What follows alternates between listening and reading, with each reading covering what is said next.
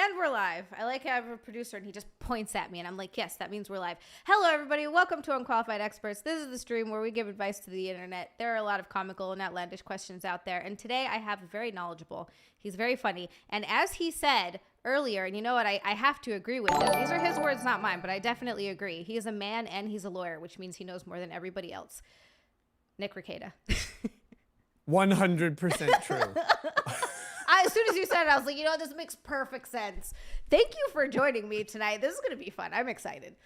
Oh, thanks for having me. I'm very happy to be here. Yay! We were talking beforehand. We were talking about cleaning and how people won't tidy up. And I feel like that's what, I don't know why I'm still thinking about that. I thought that's what cleaning people did. And it bothers me that that's not what they do. That's what good cleaning people do. But out here where I live in the middle of nowhere, that's not what any of them do. What they do is like, oh, we'll wash your toilets. And I'm like, I don't want you to wash my toilets. No, that's easy. I want you to do the things that my kids won't do, like pick up all their stuff and put it in the dumpster. Throw it in the trash. I watch all these renovation shows and it's always people with kids and they've got toys and stuff everywhere. And I'm like, man, who are these parents? Because I was not allowed to have toys outside of my toys were in my bedroom. That's where my toys were. They weren't all around the house. I didn't have toys in the living room. Like that was not allowed. So I don't understand who are these people that are just like toys all over the place. I guess, I don't know, parents that love their kids, maybe that's what it is. For us, it was just a battle of attrition. It's like, well, and, okay, so we have 5 kids, but we have, they share bedrooms. Okay. Yeah. The boys share a bedroom and the girls share a bedroom. Because like housing is weird. You can find a house with like 15 bedrooms that'd be not really, but like 6, 7 bedrooms, but it's laid out like trash unless it's a giant mansion, right? That costs millions of dollars. Right. Because it'll be like an old farmhouse from 1906, right? That still smells like the lady who owned it died in it. Oh. And it'll have these tiny little rooms everywhere. And then each kid could have their own room. Or you can get like a nicely laid out modern house. But since people stopped having so many babies, they don't have as many rooms. And they instead, invest that extra space in like another living room, like a game room or something like that. Yeah, that makes sense. So they share rooms. So they can't really have like all their stuff in their rooms because they need space for beds and other furniture. But like, which means all their crap just spills out into existence.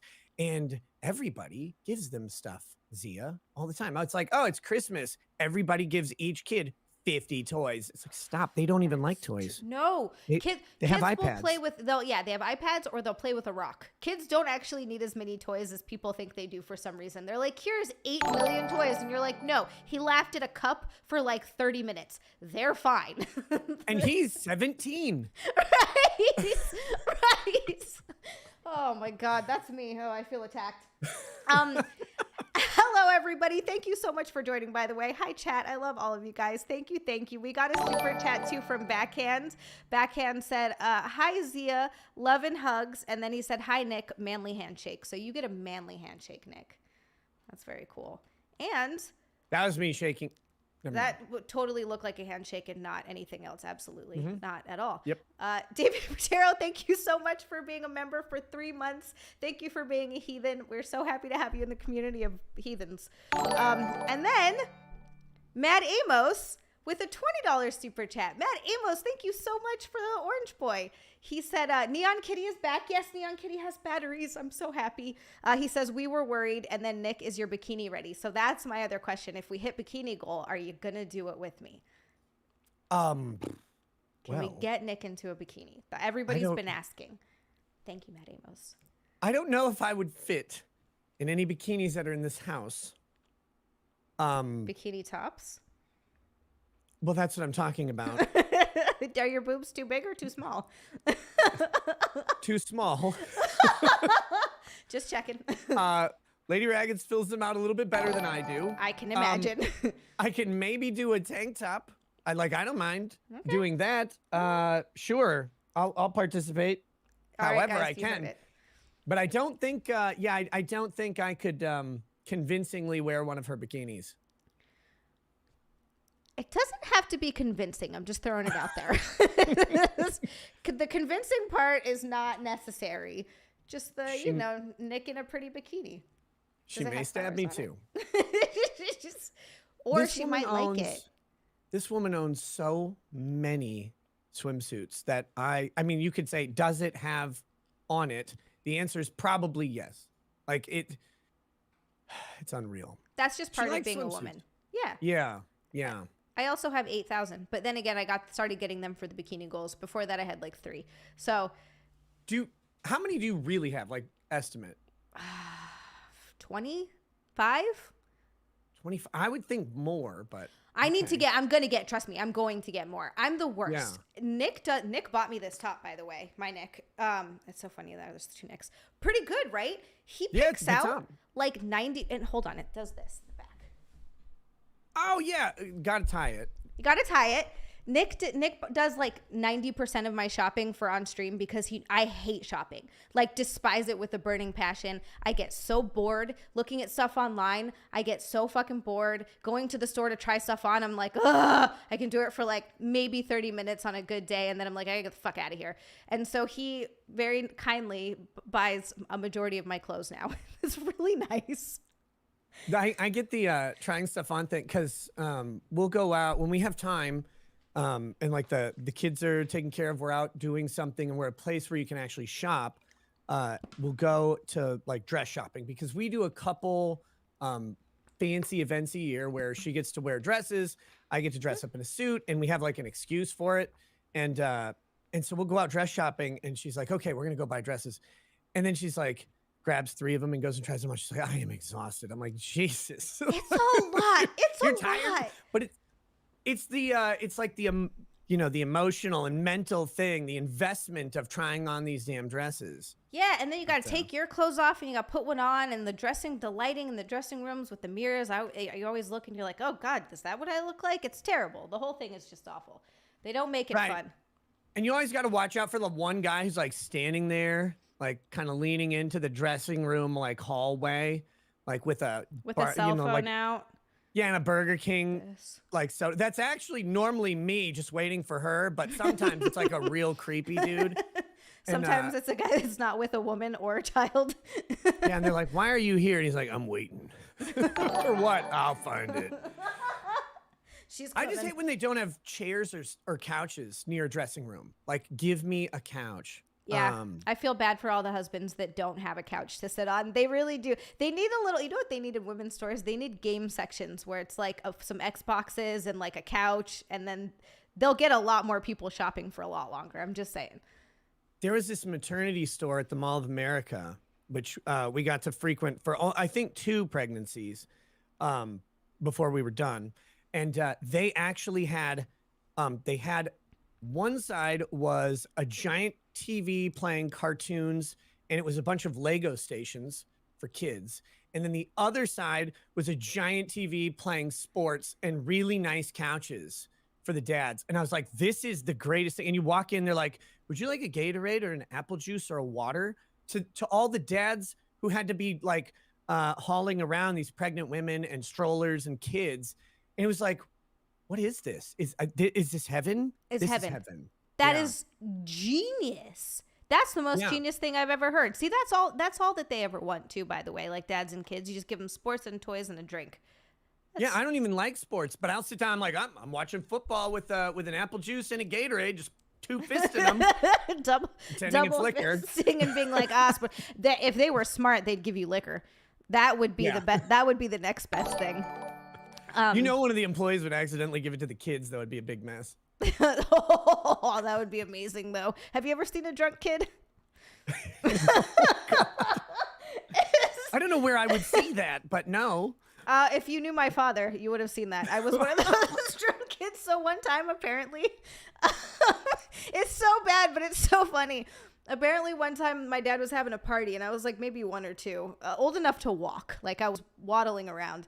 And apparently I went around the party and drank all the like just little bits of beer that were in the bottom of the bottles sitting around. And I got so drunk that I kept trying to kick my dad's friend. This has been relayed to me. I obviously don't remember shit. I was too Right. young and also drunk.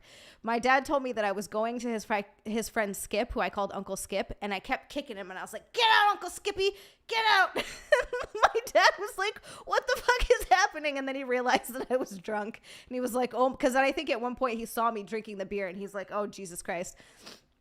That's such a facet of a bygone era. Because yeah, my dad used to have like parties where he'd invite work friends over, and they'd like sit around playing poker and drinking beer. They were not cool parties, like at all. I was like, that's why I don't know how to throw parties as an adult, because I'm like, that sounds boring. But usually they would have cans of beer, but when he'd have like 10 people over, they'd get like a little mini keg. So I actually learned how to like pour beer out of a keg as like a 6 or 7 year old. And I'd bring everybody beer, and then you go around and you just like drink the little remnants of beer and like man spit that were left over in cups and cans.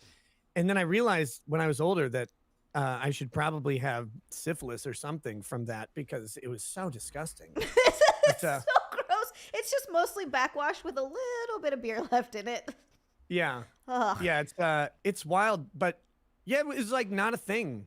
And my dad would give me sips of beer all the time. Same. As a kid. But never, not when I was 1. Well, like that was an accident. Toddling around. I wasn't meant to have any, but when I was 8, he did give me a couple of shots because he wanted to see what that would be like, and he thought it'd be funny. Everybody in the chat is like, this explains so much. I'm glad the statute of limitations has passed. Yes, it's been way too long. Oh my God, my poor father. I tell stories about him, and people are just like, oh my God. At one of these times, I'm gonna have to have his wife teach him how to do one of these so I can have him on the show. I think that would actually be really fun. Yeah, that'd probably be good. And then everybody can be like, "You monster!" No, everybody's like, "Your dad's the coolest ever." At least a lot of people are like, "Your dad's the coolest ever." I'm like, "Yeah, he's all right." Oh my goodness. We're gonna get to some problems for the internet. I'm gonna read just these 2 super chats first, and then we'll give our advice to the internet. But I got one from Eric Zubke. Eric Zubke. I feel like Camelot said your name right, and I feel like I just butchered it, and I'm so sorry, Eric. Eric, thank you so much for the $20 super chat. We got an orange boy from Eric. He said, I got Nick's notification for the stream, and XiaLand came up with 0 hits when searching YouTube. Yeah, YouTube shadow banning the fuck out of me. They're like, this bitch wants to be in a bikini? I had to sub, so this isn't a problem in the future. Thank you so much for subbing. Thank you so much for the super chat. YouTube is very gay, and they don't like me, and they... Probably also because I say retarded a lot and like keep getting myself into trouble. Reese, thank you so much for the super chat. I got a $10 super chat from Reese. He said, Nick is one of the coolest guests you could get, and Xia is the cutest host. Good combo. Have a great show, guys. Reese, that was lovely. That was super nice to both of us. Yeah, what's wrong with you guys? What's happening? Thank you. You always have to backhand insult one of us in every super chat. No, I'm just kidding. Be nice or mean. I don't care. Yeah, be whatever. Be nice or mean. I don't mind. My favorite is when someone comments something on, like it happened earlier. They're like, no thanks. I don't watch you when you're on Cody's stream either. And I'm like, okay. I saw that. Like, I don't, sure. People tell me like randomly stuff like that sometimes. And I'm like, all right. I don't know why you're telling me this. I don't care. I love when they do that, or when they announce their exit. They're like, "Listen, I've watched you since blah blah blah blah blah, but this is the last straw, and I just can't take it anymore, and I'm gone forever." It's like, okay, like, am I supposed to argue with you to like keep you around? I don't know the protocol. Like I've never figured that one out. Thanks for watching. Right. But I don't know what to tell you. Look, what do you want me to say to this? I know people, I think it is, they want to argue. They want to get into an argument, and so they're trying so hard. They're like, I'm just going to, I just need to get this person somehow. Thank you guys so much for the super chats, by the way. At 200, I will get into a bikini, and Nick will do something. He'll get into a tank top or take his shirt off. I don't know. Something's going to happen. We'll get Nick naked some way or another. I'm already not wearing pants, so that's actually not true. I am wearing pants. There. Oh. I'm not even in shorts right now. That's sad. Like actual pants? Yeah, I'm in full pants. This is terrible. All right, what's cold? What was it today? Okay, well, mind you, I live in Minnesota, so it's not Yes. cold yet. But it was, I think it topped out at like 58 degrees or something. And just on Sunday, it was 90. So it's like we're going through the heart monitor version of fall, where it's like, oh, it's 80, it's 42. It's like, God, make up your fucking mind, please. Honestly, it's been the same here. Last week it was all in the 60s and like into the 50s-ish, and then this week it's been 80. Yeah. Today was 80. I don't know what's happening. Ooh, Duck Dangerously in the chat said Nick needs to wear his thought outfit from the Twitch thought stream, which, by the way, I did watch a bunch of. That was the greatest thing ever. That was so much good. fun. You got to do that again. So awesome. I do. It was a good it was a good show. It was a good show. It was a ton of fun, and the salt mining from it still goes on to this day. There are people angry. Wait, like, why are they legitimately angry? I don't know. Because people aren't allowed to be funny anymore. Like, you just always have to be concerned about something. They're like, I can't believe he did this. His children will see this. I was like, one, I mean, I'm not sure that they will. I guess it's kind of an obscure Twitch stream. But two, so, like, I eventually when they're older and they see that, like, they're going to go, yeah, Dad's an idiot, but sometimes funny. Like, yeah, like they know me. Like, they've been around my life. You're like, I kind of raised them, you know? I borrowed their stuffed animals for the show and told them, like, guys, I need all the Pokemon you got, like everything right now. Do they know what e-thoughts are? Are they old enough for that yet? Or are they still too young? Well, my oldest son would probably be old enough if, you know, if we weren't homeschoolers and they weren't relatively sheltered. He may, but like, he doesn't watch Twitch or anything like that. Right. So I don't think so. But you never know what these kids like find out from their friends and stuff. So who knows? They always surprise me with what they incidentally learn. But there's not like a culture of it. But if they did, like, that'd only make it funnier to them. It would make it better. Yes, they'd be like, oh my God, this is my father. It's just the normal, like, this is my dad kind of embarrassing me kid situation, except they're homeschooled. So, well, it's like they know my sense of humor. They have most of it, like, age appropriate wise. Like, they know that mocking stuff, like, not seriously, but just like you have to laugh at stuff, because otherwise things get so damn heavy. And it's like, you can't spend your days being angry all the time. I know, I've tried.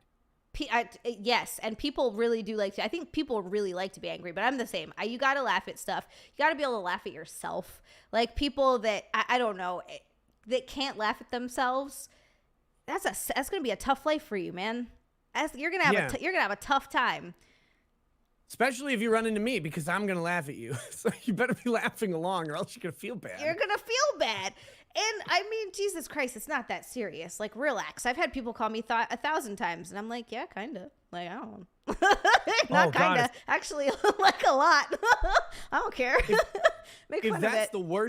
If that's the worst thing you get called, I mean, blessings to your life. And that's not to you. That's to everybody. Me, no. It's worse, yeah. Yeah. And it's like... worse. It's like terms like thought, you get to co-opt them and like keep them. It's like you could just own it. It's like, I know what I do. Of course. You're a drunk asshole. It's like, yeah, kind of a shtick. I know. That's the whole point. That's literally why I'm here. 1,000%. It's on the billboard. Yeah, I get a lot of that too. Where people are like, "You're using your body. Like, you know, you're better than this. You're using your body to make money." And I'm like, everyone uses their body to make money. You're just bothered it's in a sexual way. Like, what the fuck do you? And also, why do you care?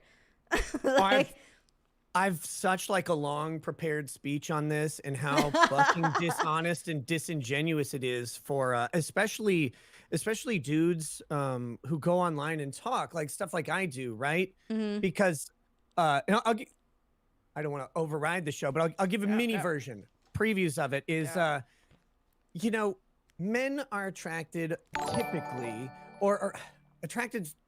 Their attention is grabbed by visual. stimuli, right? Like that's just a thing. We can go into all sorts of evolutionary reasons that are both like reproductive and also protective and also provitive, right? We go out, we got to look for the things to kill, to bring home and eat and all of that stuff. Visual stimuli attracts male attention. Female attention is attracted in completely different ways, which is why I've gone into discussions about how guys don't get compliments, women do, blah, blah, blah, blah, blah. Summarizing all of that, a guy going online and speaking with expertise on a subject is thoughterry in the exact same way, literally. And I know guys are gonna be like, no, it isn't. In the exact same way that a woman going online and we'll say accentuating various visual aspects of herself it's attracting in the same way. I get comments from various women saying, love your mind, love how you think, love the way you laid things out and how articulate you are. It's like, that's the same type of compliment that women give to men in their area of attraction, where men give it typically visually, which is why I actually encourage guys to compliment women on non-visual things and women to compliment guys on visual aspects, because it's, when you speak into their attraction, it's flattering. Yes. Yes. No, 1,000%. And I think this is something that men have known for a really long time, that when a guy is funny, he does 1,000 times better with women. There's a reason that your wife is so hot. I don't know how else to say that. You have an incredibly attractive wife, and the reason is because you have that personality and because you're funny. I mean, there are other reasons too. I think you're a good-looking guy, but it's thank you. Yeah, I do. But that's like amplified by the fact that you're funny. So if a guy is funny, he's going to be able to attract a woman a lot more than if a guy who is even just good looking and not funny, like 1,000%, because women are attracted to different things. It's very, very interesting. So for comedians, you see lots of fat comedians pulling very attractive women. Yes, you do. Yes, you do. It happens all the time. Vito who? Never mind. I feel like I don't know who that is. We're gonna sidestep that one, but we gotta step really far around him. Okay, I wish I knew who that was. Damn it. I'm gonna read a couple of super chats. We got $5 from Torgo the White. Torgo, thank you so much for the super chat. He said, "Nose Pope, in keeping with the Friday denounce-a-thon, I request you denounce Zia." Oh no. Are we denouncing me? Is it over already? That was so fast. Zia, I have to denounce. No, wait. Nope. They almost tricked me. It's Thursday. It costs $20 for a denouncement. Try harder. Ooh, Torgo, I see what you tried to do. Matthew Self, thank you so much for the $5 super chat. We got $5 from Matthew. He said, "Dad's an idiot, but it's shenanigans like this that brings us to Legoland."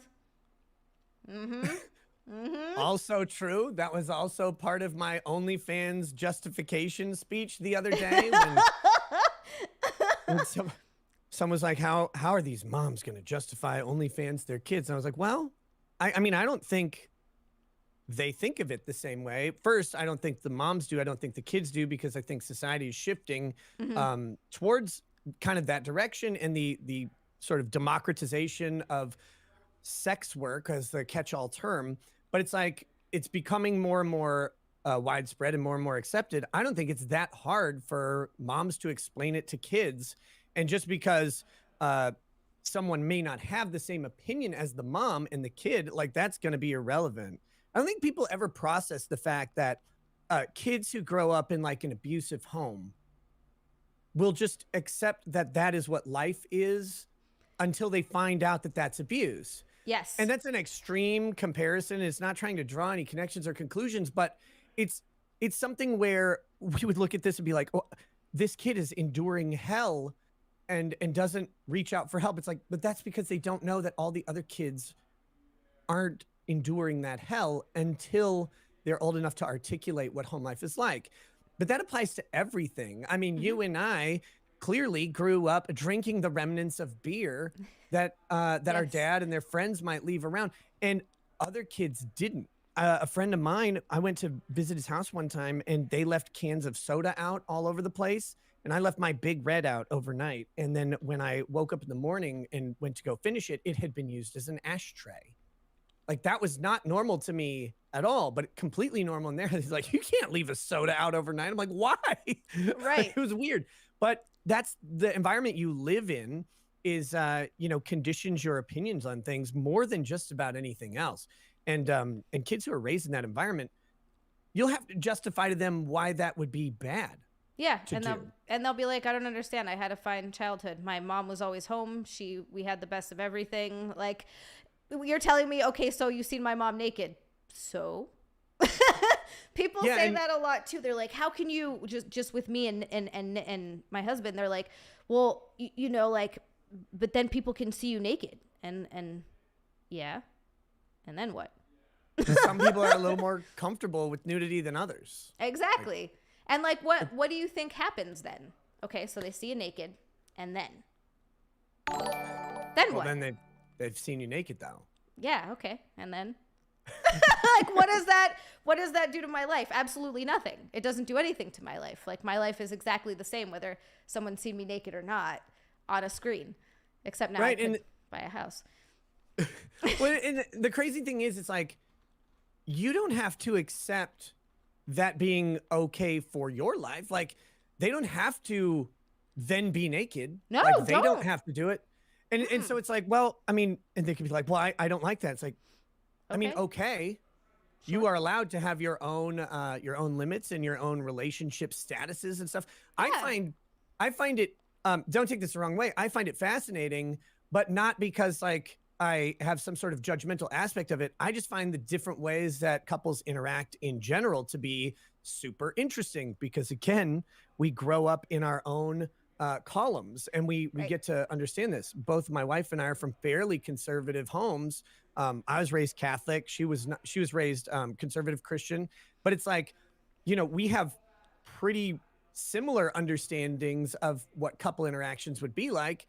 And then as you get older and branch outside of those areas and interact with different people, you meet people who live completely different lives. And it's like, oh, I mean, I guess I always realized this could exist, but you don't encounter it. And when you do, and when you meet the people, it's like, well, they're normal. Okay. Like, I get it. Yeah. And it's such a wild thing, but everybody gets wrapped up in their own perceptions about how things must be. And I find a lot of people are unable to contemplate how someone else might exist outside of that category. Yes. It's weird to me. I feel the exact same way. I do not mind at all how anyone else wants to live their lives. And I feel like I always have to add this caveat because some idiot's always going to come in and be like, well, what about, as long as everyone is consenting adults, everyone's of age and they're adults. I don't care how anyone else chooses to live their life because it doesn't actually affect me in any way. Like, look, orgies are a lot for me. I don't think I'd have fun at an orgy. That's too much for me. I don't want to do that. But if other people are in a house having an orgy, like, what do I care? How does that affect me in any way? Like, I don't have the orgy. Have fun. Screw everyone. Like, what? I don't understand. That was a funny thing that happened to me a while, because we live in a very small town, and the big town near us is 20,000 people or something. And this was years and years ago, long before I did YouTube. I think before I even went to law school. Someone was like, the town we live near is Wilmer, the big town. Our whole county is about 40, 50,000 people tops. And this is 20,000. Small. Okay. And they're like, there's an orgy group here in Wilmer. And I was like, 1, there is. 2, how do you know? 3, with who?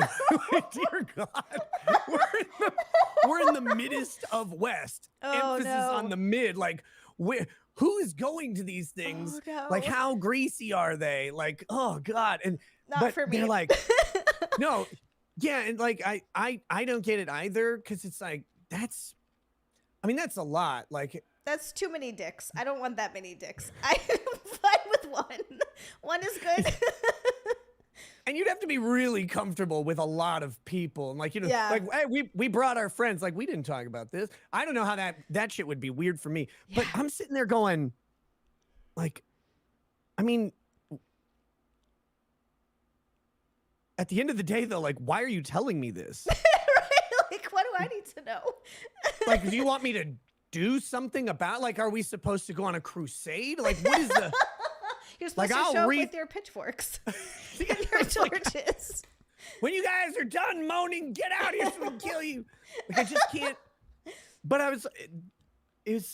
and that's the Midwest for you though, right? Like the Midwest is all, everybody's nice to your face, everything. But then it's the small town gossipy stuff. And I'm like, they didn't tell me who was in it, or I think they said you'd be surprised who's in it. I'm like, well, yes, I'm surprised it exists. So it's all a surprise to me.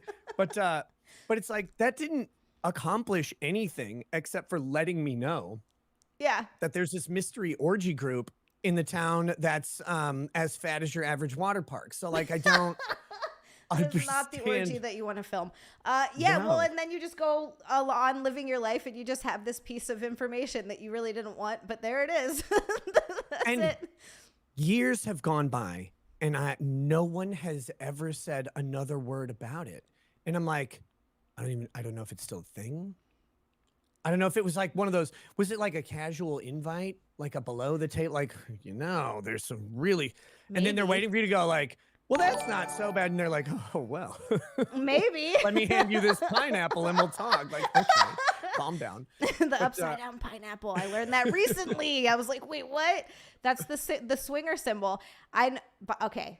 I'm glad I scrolled up because I almost missed this comment from Cody. Camelot is in the chat. Hi, Cody. He said, my two best friends hanging out without me, just like my ex-wife.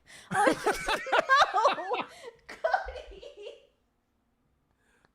Aww. Okay, I thought, because it's Cody, I thought he was going to say, my two best friends hanging out and also Nick's on stream. I thought that's where it was going to go, and then he didn't. Best friends, no. Very, very disappointed, Cody. Damn it, Cody, do better. Also, hi, Cody. You crashed that joke harder than my car, you asshole. And then we got a super chat from Nathan C. Nathan C, thank you so much for the super chat. $5. He said, Nick, show tits. Nick. $5? You're gonna have to do more than $5. It's like you're gonna have to do more than that. Oh, Cody, I love you. And then I gotta thank everybody because there's some like holy bejesus. I gotta freak out here for a second, and we got bikini. So I'm gonna freak out for a minute and thank GNR Raptor for the $2 super chat. Thank you so much. He said, cute and funny, Nick. Yes/no. Yes. Are you asking me or are you asking Nick to rate himself? What? I thought they were saying cute and funny, Nick. Yes, cute/no funny. That would have been good. Oh, that might actually be what it is. That might be what it is. So cute, yes, funny, no. Or would you be more offended that they think that you're ugly or not funny? No, I take all compliments and insults in the same. Like, at least you saw me. Love it. Love it. You know what? I'm going to remember that. I like that a lot. Saw, thank you so much for being a heathen for 3 months. Of course, my memberships are heathens. 3 months of heathenship. Thank you so much, Saw. He said, hi, Z, you look beautiful as always, and congratulations on doing 10 pull-ups. Thank you so much. Nick, are you ready to open up for Chrissy? Oh, yeah. Yep. When is this? October 21st. Where? Sartell, Minnesota. I need to be able to travel soon. Eric, okay, I'm freaking out now. We got to freak out, and I'm going to put a bikini on, and then we're going to give advice to the internet. I swear to God, we're just having a lot of fun. Eric, with $100. Eric with $100. Thank you so freaking much. Holy mother of pizza. I'm grabbing my foot because I don't know why I have to move when I freak out. I've been introduced to the most interesting creators through Nick. Cody, Mindset, Vices, Uncivil, That Star Wars Girl, Zia. It's always a fun conversation when y'all chat. Oh my God. I feel the same way, but the fact that you added me to that list makes me really happy. Thank you so much. Thank you so much. Holy shit. Eric, you fucking rock. Seriously, I appreciate you. Wow. And then literally right after, from Tricky, you little fucking gem of a human, you. Oh my God. He said, that's my cue. Let's get Nick as naked as he'll get tonight. Other than for Miss Rekieta, bikini time. Wow. And 100 from Tricky. Tricky, holy fuck. You guys rock so hard. I get too excited. I need to calm down. Thank you so much. I'm going to go put a bikini on after this. Wow. Wow. You'll have to like fan off too. Like, whew. Yeah. I'm going to, you know what? I should get a giant fan, right? One of those like, well, I declare, and I'll say things like that. And like, would you like some iced tea? Or you should get those old, the old striptease fans that are literally massive. And then you could set them up, like pull it out with like the two or three, I don't know, however many fans. And then you could just change right behind them. Genius, Nick. Do you ever go by Nicholas? Like if you're when I'm in trouble, sometimes. No, I go by, people can call me whatever. Okay. My wife usually uses full names. She likes full names. So she calls you Nicholas. No. Oh. She'd have to be liking me at the time.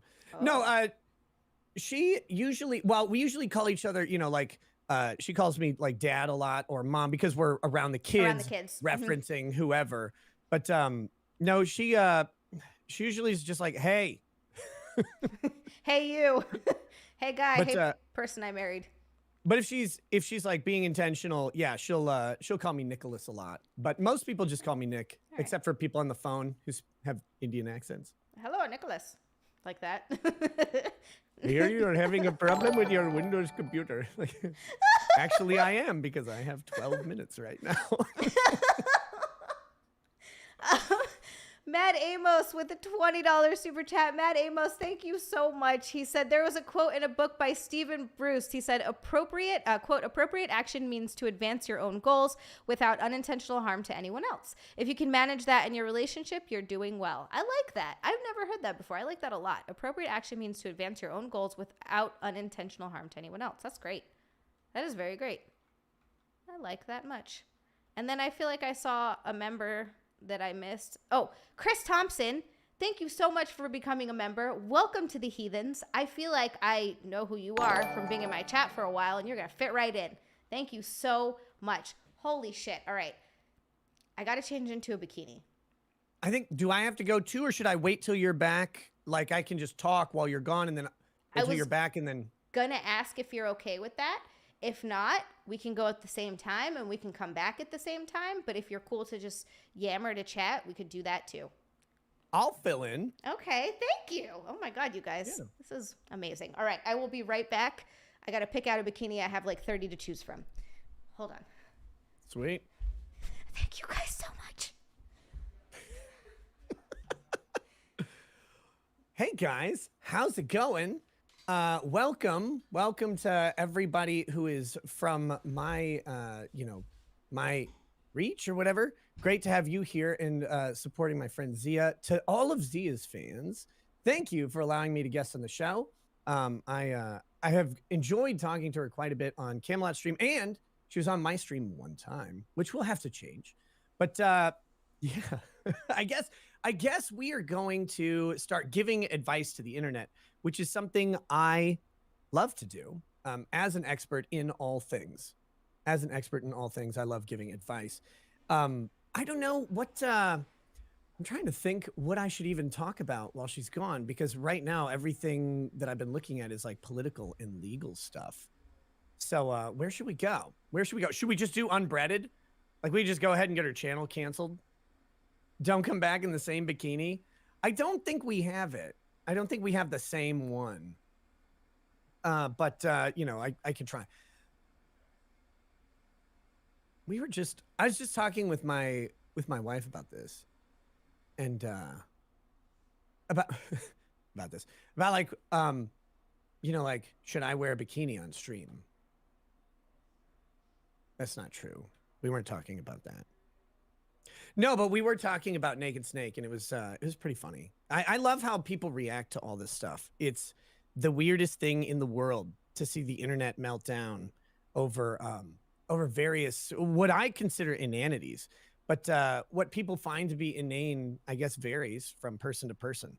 And some people are always very concerned about stuff. So Nick in a one piece or nothing? Oh God, one piece swimsuits for me would be awful. Awful. Gross. I would not like that at all. Like, I could never be a wrestler. And not just because of my small, lithe female frame. It's the little onesies that they have to wear. Oh my God. That's Thank you, Darwin. Talking with your wife about cross-dressing, that explains a lot. Well, guys, we've been married for a long time. You run out of subjects. Talk about a New Zealand farming site for no reason. Do they farm in New Zealand? I thought they just farmed Lord of the Rings movies and scenery and shit. Borat Kini, gross. Gross. Pantsuit Rekieta. Oh my gosh. Nick's shoulders would crumble under the onesie straps. Yeah, my body would compress down. Like, oh, there we go. I actually was going to wear that one. Don't tell her.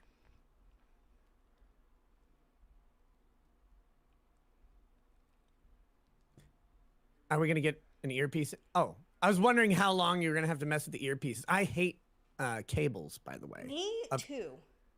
You can, like, gingerly lay a cable down perfectly straight, like a 17-foot cable, perfectly straight. And then a little 3-foot USB cable will fall and land next to it, and they'll tangle up immediately. It's like a law of physics. Yeah. I don't know how it happens every fucking time. No matter how organized I try to be, it's just... It's annoying.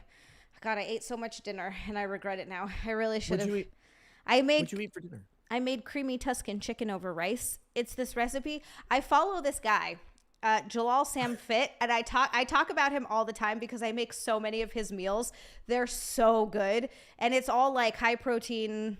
Like I think tonight's dinner was like 500 calories, 55 grams of protein, and it's fucking good. Like it actually tastes good. Yeah. Mm-hmm. I haven't eaten much today because I'm of the opinion that eating is for fat people. But no, I had to give in, and I got so there's this shitty Italian restaurant chain in Minnesota called Green Mill. It's actually not that bad. It's just not that great. It's a little overpriced. But they have these Jamaican jerk boneless wings that are actually really, really hot. And they're I got some of those, and I had about half of them before the stream, but I'll have to get the other half. So now you have wings. You have wing belly. No, no, I didn't eat that much. I had some weird stuff happen. My schedule I was gonna come home and make dinner for the kids because I tend to do the cooking at our house. I like to cook. It's kind of like my Zen place. And I was gonna make dinner for the kids, but then our car's about to, our SUV had some electrical issues, and it had to get towed to the dealership so they could fix it. And that happened, and the tow guy got there way faster. So then it was like, well, I can run and get the food that the kids had asked me for, which was back in town. So I drove and got them food and got back right before the show started. So I was like eating these wings on the drive home. But I feel terrible. You could have just told me. We could have pushed it 15 minutes. You're like running around doing like super dad stuff. No, I'm just always late. Like that's how I have to run my life, is to be always late. People in chat were saying that you're late and gay, like before the stream even started. True. Both late and gay, but guys, we're not here to judge, okay? That's not what we do here. He's gay. Not that there's anything wrong with that. Being gay seems like it would be so much easier than being straight. Do you feel the same for women? For women, no, because then you got to deal with another woman. And I understand that we're a handful. We're hard to deal with. We're very emotional people. I say that having seen men melt down over the most hilarious things. But you know what I mean? Like women are like, oh my God, what are you thinking? And like, I know I'm fucking like that too. I can't be like, oh no, I'm not like, no, I fucking am. I know exactly what my brain does and how it spins out. And I'm like, oh, and I woman out. We all do it. And, but then with that, I feel like you could double your wardrobe. You kind of like have that softer energy to be around. And then for dudes, and this is 100% true. I've known enough gay guys. I've had a lot of gay friends talk about it. They're just fucking all the time. They're just constantly fucking. Even if it's like a friend, they're like, oh yeah, that's my gay friend. And people are like, oh, you guys gonna hook up? Or like they always think, they're like, no, I'm not gonna fucking date them. But yeah, we butt fucked the other day. Like it's like, what's a little ass ramming between friends? Exactly. Like I sucked his dick in the office earlier, and I'm like, okay. Yeah, it's such a weird like alternative culture, but that's what it is, right? It's like the male libido doubled back on itself constantly, and it's almost terrifying. It's like that's almost too much. Like I don't know if I could like have the energy to get up and do the day with all of that with all that fucking nonsense. All that butt fucking. I like they call it nonsense. You're like, all those shenanigans. All those wily things they get up to. Those wily gays. I love that word, wily. I haven't heard that in so long.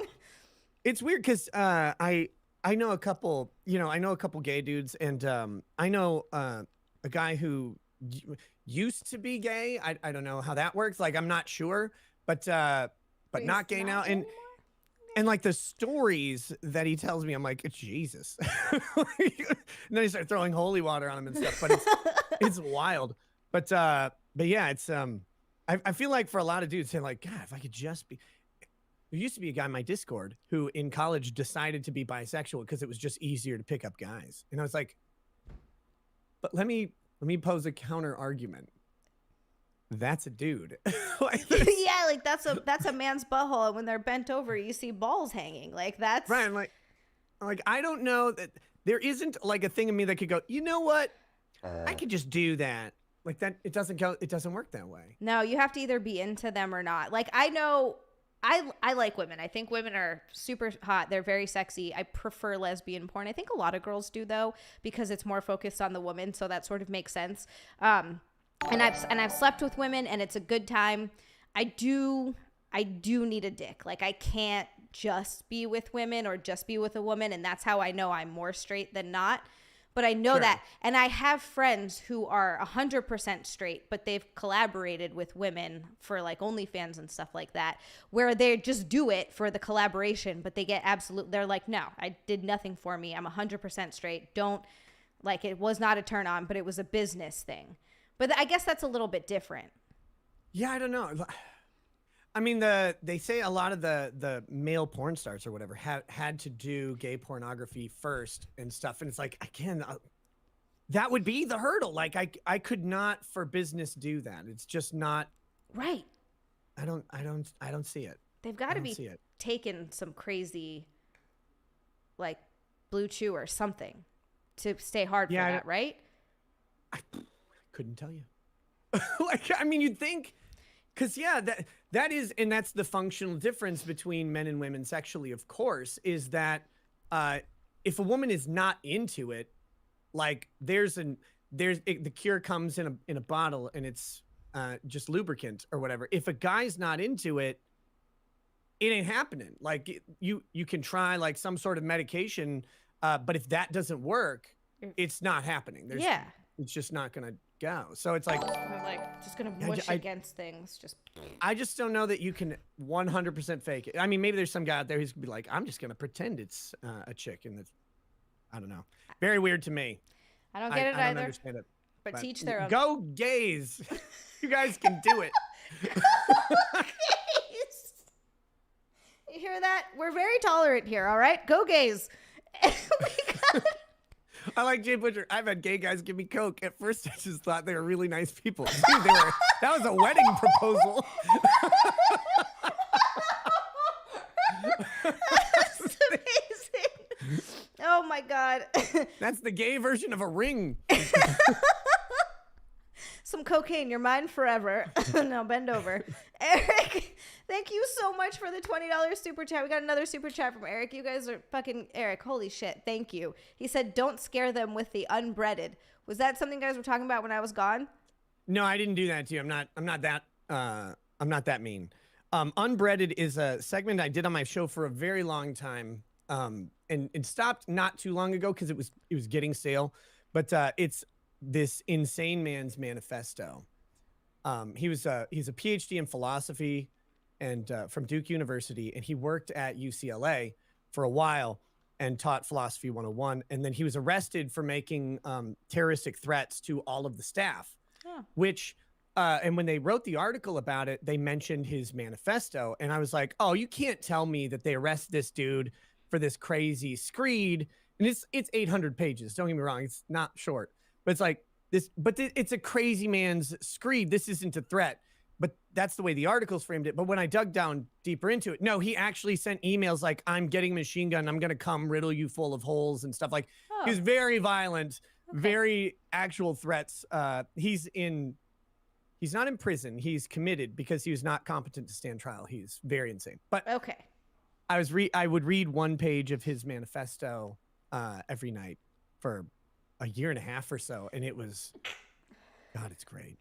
Oh, wow. It's full of so many gamer words, and you know, he really hates Italians and stuff, and it's so funny. He went off on Armenians the other night, and it was, well, the other night that I read it. That you read it, yeah. Magical. Oh, I'm gonna have to check some of this out because, first of all, I love Italians. Don't get me started on my love of Italian men. It's becoming a real problem. Second of all, go ahead. Oh, he says he was talking about how filthy Italians are, and he says they're almost as bad as Greeks and Arabs. All right, yeah. The guy's a comic genius, except he just he's doesn't know it. Yeah, he's a comic genius. He just doesn't know it. And then I got a $10 super chat from Tricky. Tricky, thank you so much. I feel like I'm like missing. I don't want to lose these. I don't have StreamYard, which would make this a lot easier to pull them up. Matt Amos, thank you so much for the gold, boy. Go ahead. Sorry. No, I was going to tell you, if you pop out your YouTube chat and you switch from live chat at the top, there's live chat, top chat, and there's the paid chats. So that it used to have that, and now that disappeared for me. I haven't seen it anymore. And because I thought that was such a great feature. And then I'm looking at it right now. All I have is top chat or live chat, which is so annoying. Is it the chat window from your studio, or is it the chat window from the YouTube video? Oh, from the YouTube video. Pull the one from your studio. That should have it. That's okay. That's on a different... The way I have it set up right now is because I have 3 monitors and my PC's over there, and I'm pulling chat on another monitor that's pulling from my laptop. You understand? Well, then I can't help you, okay? I gotta figure out this setup a little bit better. We're still working on it.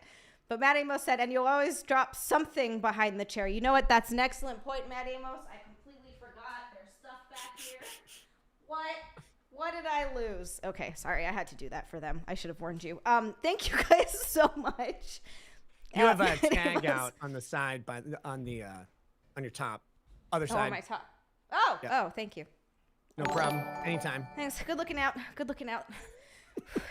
I suppose I gotta go get semi-naked now too. Get bikini-fied. Is that the goal? Like, is a guest supposed to participate at the same amount? But you can. You should if you want to. I'm just throwing it out there. It's not up to me. It's your show. I mean, do it. Okay. Wow, I'll be back in. Really violent. I'll be back in just a moment. What happens if I? And there goes Nick. Sorry. Oh. It said turn off camera, and then it like took the camera off the screen. Never mind. I'll just leave it on. I don't care. I'll be right back. We'll see his background. Okay, guys, is everybody ready to see Naked Nick? Everybody should be excited. I'm excited, guys. Mac1968, thank you so much for the $1 super chat. I appreciate it. Thank you. And then we got Adam Juneman. What's up? Welcome to the stream, Adam. He says, for $5, how far from Western Wisconsin are you? I'm an hour north of Milwaukee in a very conservative area. I'll have to reread that when he comes back. And then Michael Gavin Ali, thank you so much for the $5 super chat. He says, hey Z, it's Michael Gavin Ali. I can see that, Michael Gavin Ali. Hello. When are you going to be on the wet spot? And do you have plans going to Exotica, New Jersey? I do want to go to Exotica, New Jersey. I will see how that goes. And I'm going to be on wet spot on the 16th, I believe. So I will be there then. Yes, on the 16th. And thank you very much for the super chat. You guys kick so much ass for getting us to the bikini goal, by the way. Thank you so much. You guys are awesome. Also, hi, Symbology. Thank you. I'm seeing all these names of wonderful people. Okay, yeah, we got Nick Chair. Zia up to get naked. Well, I mean, look, if he's going to give me the choice, we're going to get them. Everybody wants to see Naked Nick. I know why you're all here. We hit the new bikini goal as well. Oh my God. You guys are so amazing. Oh my God, we did. We did hit the new bikini goal. That means I got to change it to a new bikini. You guys are awesome. The shirt hides the shoulders. Those shoulders are painful to look out. Sir DSR. Shoulders are really, really hard to grow. I should know. I've been working on it forever, and these little fuckers don't want to grow. They don't want to grow. It's such a small muscle. It's so hard to do. Hi, Brian. Hi, Abe, Trevor, Bird Dog, Carlos. What's up? Skytex. Oh, God. Fight Milk. All right, look. Oh, 200 likes. Happy dance. Happy dance. Let's do it. I'm super embarrassed that there are so many people watching me dance like that, but that's what you're getting. You know what, Trevor? I got to agree with you on that one. He is auditioning new Nicks. If I ever need to replace a Nick, we might need more Nicks. That's all I'm saying. Waza Palooza, what's up? Welcome to the stream. Okay. I do have to get into another bikini, but I don't want to leave whipped cream and chocolate. Good Lord. I don't want to leave Nick here alone by himself again, but I also need another bikini. I'm wondering if I could like sneak out and grab one real quick.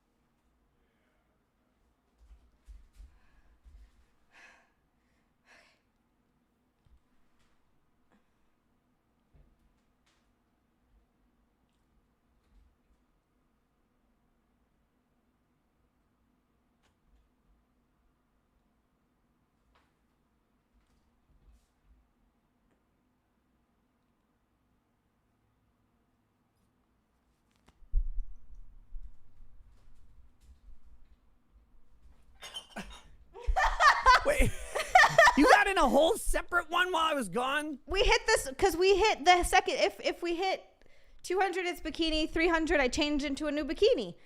So I had to try to get into one really quickly. While I was like, I didn't want to leave him there by himself. And we have Baywatch Nick.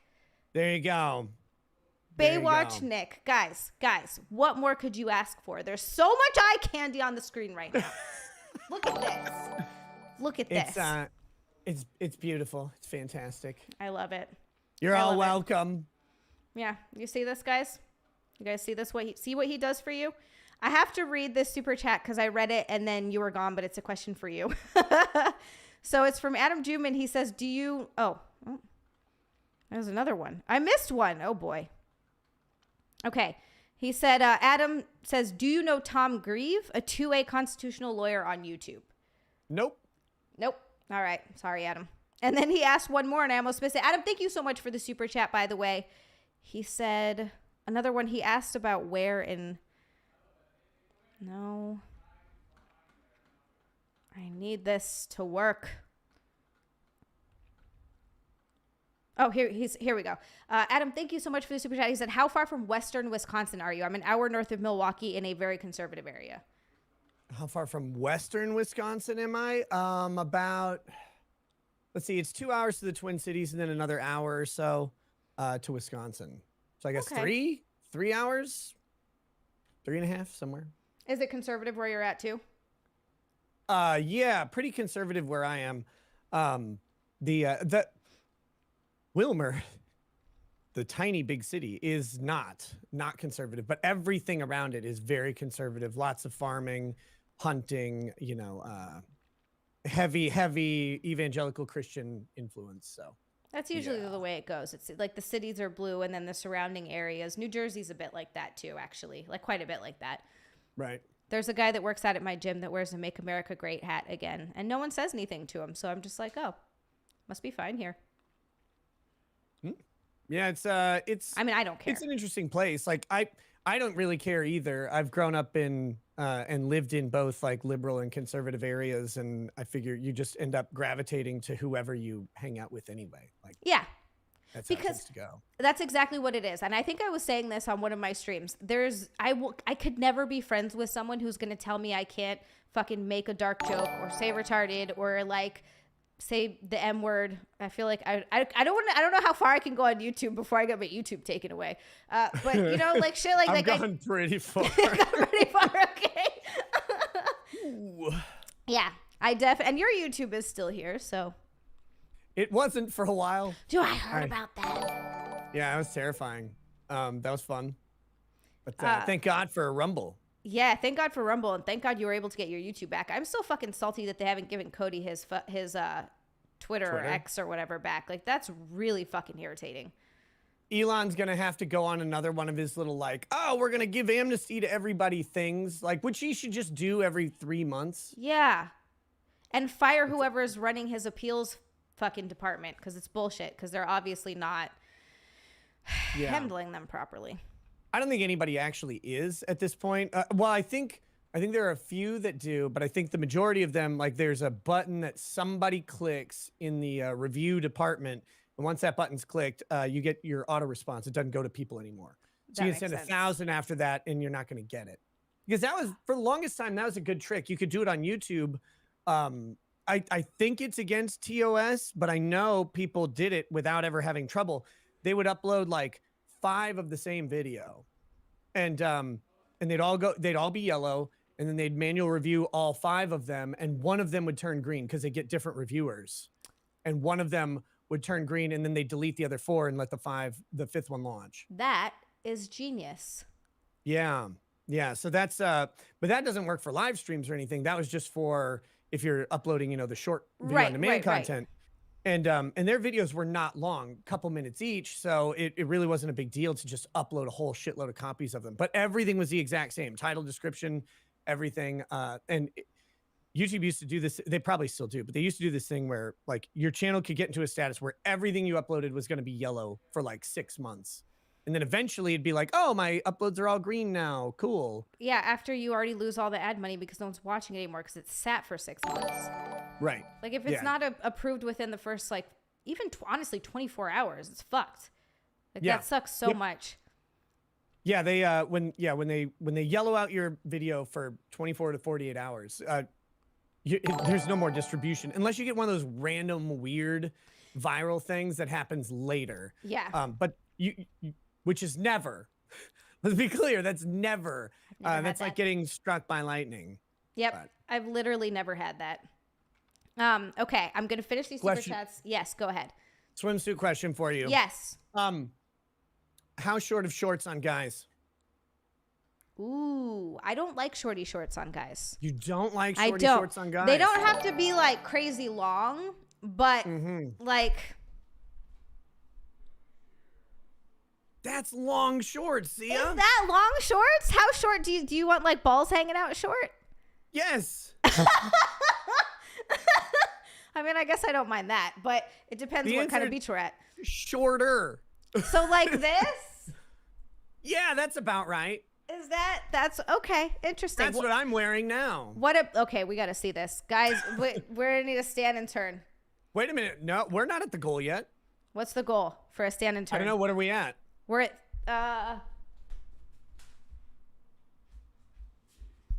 374. Oh, well, it's got to be at least 500. Okay, so at 500, I put whipped cream and you stand and turn. Sure. All right, guys. You guys are so awesome. Thank you so much.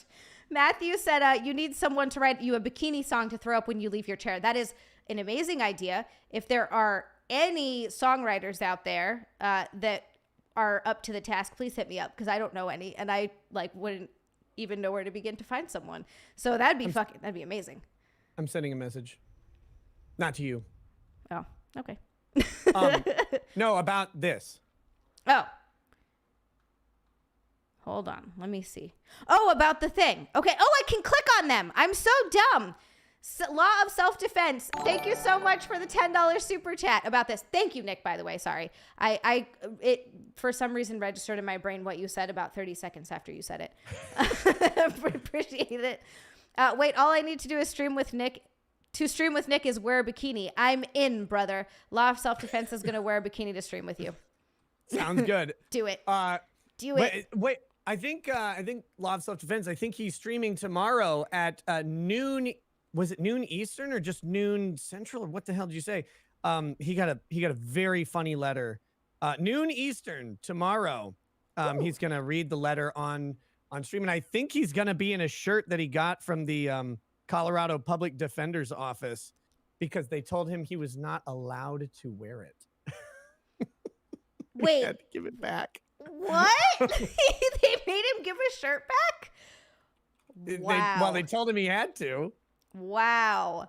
Jenna said bend and snap or no deal. All right. So at 500, you got to do a little turn at a bend and snap. So I'm not bending and snapping. Come on. Don't you remember happening. Elle Woods? Bend and snap. Yeah, but I'm old, Zia. If I bend and snap, I'll need a hospital. You got to stretch more, Nick. You got to stretch more. I love that Always idea. True. Bend and snap. All right. I'm going to read our first. We've been going for an hour and a half, or no, like an hour and 50 minutes. And we've gotten to no questions. I love this so much.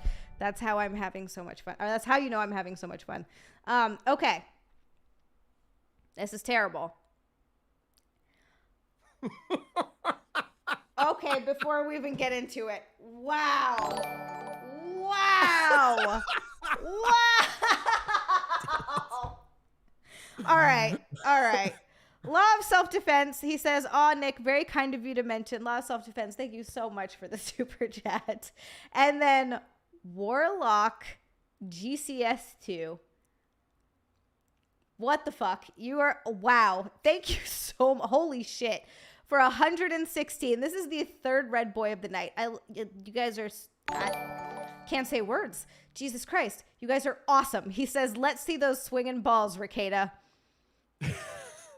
That's not what he said. Oh no, I missed Tricky's hilarious super chat. Wait. What did he say? I missed it. He didn't say swinging. He said swinger. Oh, swinger. I just read swinging. Those swinger balls. Wait, God damn it, Warlock. Trickies. Oh no. Oh, Warlock. Warlock, oh my God. I'm kidnapping you and bringing you to the gay orgy. Whether you want to or not. Wow.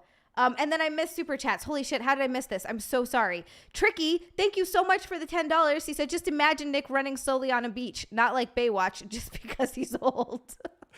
We almost missed that. Oh, Tricky, thank you for reminding me to go up. It just knees cracking. Healer, thank you so much for the super chat. We got 5 from Healer. He said, I'm going to start by looking at Zia, but make sure I finish while staring directly into Nick's eyes. This is why, there you go. Look at this. This is why I had him on. I wanted to give a little something for everybody. Just for you. Wow, you guys. Oh, keep making the noise. That's really, they're going to love it. Shouldn't have done it. At $1,000, we'll do the rest of the stream in ASMR. You'll talk like that. No, just whisper like this. Everybody's going to love it. Holy shit, you guys are too much. You guys are incredible. We got to get through some questions, but then we're going to whip cream and we're going to do some standing and some twirling. Sounds degenerate. I'm down. Oh my God. Holy bejesus. Just you guys. Okay, I entered the wrong pin on my phone because I was too excited. So this person said this is real, not a shit post, and I'm absolutely devastated. My baby daddy and I have recently moved into my mom's guest room to ride out this newborn stage that has been pretty hard on us. I'm sick, and me and the baby went to bed at 9 p.m. She woke up at 1 a.m. and I realized that the baby daddy was not in the room. His phone was. 20 minutes went by and I got the baby back down and went looking for him. He wasn't outside. He wasn't in the bathroom. He wasn't in his car. I see where this is going. He was in my mom's bathroom. I walked in there and my mom was showering. Her shower door is glass and see-through. My baby daddy was standing there in his underwear with a boner. I saw them both staring at each other. I left and locked myself in the bedroom with my baby. They were trying to play it off like it's no big deal. The excuse was he was in the garage painting with my mom. My mom paints a lot, and he got paint on his foot. He usually walks around in a robe and underwear, so he took off his robe. Instead of using our bathroom, he used hers because she offered him rubbing alcohol. Then he said he washed his foot in her sink. She got naked and started showering. He said he is just a man and was about to leave. My mom denies she even got naked in front of him because she's scared. I'm going to go no contact. Everyone is acting like it's no big deal, and I'm crazy for being upset. I'm very upset. This is a big deal, right? Is it really big? I mean, who hasn't this happened to? You know, you're just in there, your baby mama's mom, painting in the garage. You're just wearing your bathrobe and underwear. You get a little paint on your toes, and I mean, what are you gonna do? You gotta go into her bathroom, obviously, get your toes in the sink, I guess, where the rubbing alcohol, because you got to do the leg spread, right? Like you get your toes up into the sink to wash the paint off. I had to wash the paint off my foot, which is why the robe had to come off. And the boner is because he's a man, and men just have boners. I don't know if you know that, like all the time. I don't know if you're aware. Yeah, they're never not. There's never not an erection. Ever. That's pretty much whenever I see guys at the gym, I'm like, how are you even walking around with those, just whacking into weights and stuff? You're going to hurt yourself, buddy. Like, no, they're all Asian. Oh, that explains a lot. Okay. That was really mean. Plot twist that wasn't paid. Oh, no. Don't worry. Okay. We'll drop another package on you. It's been a while. So I actually did find a list of like the biggest, the countries with average dick sizes. And the smallest ones were all the Asian countries. So it's unfortunate, but I guess it's true. What were the biggest ones? Like Zimbabwe or something. Like one of Tarzan those. wasn't swinging on vines. He's naming them as he goes. It's just dicks. Mbute. Mean but true. Listen, erections are also paint thinners. Oh my god. Yeah, I would say that's a big deal. Probably. You gotta stir the paint too, right? Like, yeah. If you don't have a stir stick around, a dick works perfectly for that. I didn't even think of that. You're so smart. See this. This is I why have we a lot of need experience. A lot of experience. This is why we need to defer to men, because they know what to do in these situations. Oh my god. So this chick's looking for advice? Yeah, she's like, they're acting like it's not a big deal, but this is a big deal, right? Just be your mom's maid of honor already. Yeah, like, it's done. It's done. You're gonna have to. Your mom is gonna be your baby stepmom somehow, and grandma. I got very good news. Like, he left his phone there on the bed, so he trusts her. That's true. He's not trying to hide anything in his phone. Right. Yeah. I mean, could be worse. You hear all these, chicks worried about what's on their guy's phone. He's like, no, you check. I'm just going to be in the shower with your mom. He could be out banging someone random. At least he's keeping it in the family. Right. Right. He's respectful of your mother, clearly. Like, he respects the shit out of her. Mm-hmm. Well, I was weirded out by one part of the story. Just one part? Yeah, just the one. Okay. She said they were just sitting there looking at each other. Yeah, why was he just standing there?